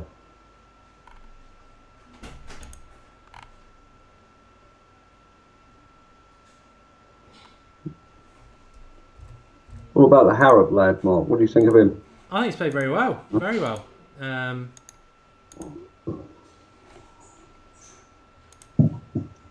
know you mentioned at the start the left back, Mitchell, was it?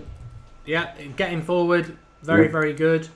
Very pleased with that, and I think in general it's been a nice sort of relief from the pressure that we're going to have building up to Wednesday, and Wednesday is a totally different game, and it's been nice to just sort of have a little bit of take our eye off it, think about something totally different, see some of the young lads playing, and yeah, I think that's been the nice thing about this today. But I think, I know that's full time. Harrop man of the match, and Bay for staying on says 2-2. Oh yeah, he deserves a massive shout out. Of course he does. James a contender for man of the match. Best match since Christmas, says Bukalar. Yeah, well, thanks everybody for joining in. Thanks Marcus for helping me out because it's been a bit of a weird one. I know if you're in the UK, it's very difficult to sort of keep an eye on what's going on. I am going to do my match reaction instantly. The link is to Just click United Stand, you'll see it. Manchester United versus Crystal Palace 2-0. Harrop and Pogba goals win it. That is open now, and I will give you my man of the match on there. But thanks for popping on, Marcus. No worries. Glad I can help you out with strange circumstances. But yeah, no worries. Anytime. No worries. And thanks everybody for getting involved in the watch along. Sorry that I dropped off a little bit in between. We've had 1,500 likes on the video, which is fantastic. We will be talking about the Gomes and the Rooney thing for those who've missed it. And obviously a little bit about the Premier League season. My man of the match. I'll give you a little bit of thoughts on the youth lads as well. I will literally be 60 seconds and I'll be on that stream. So I'll see you there in a moment's time. Thanks for watching.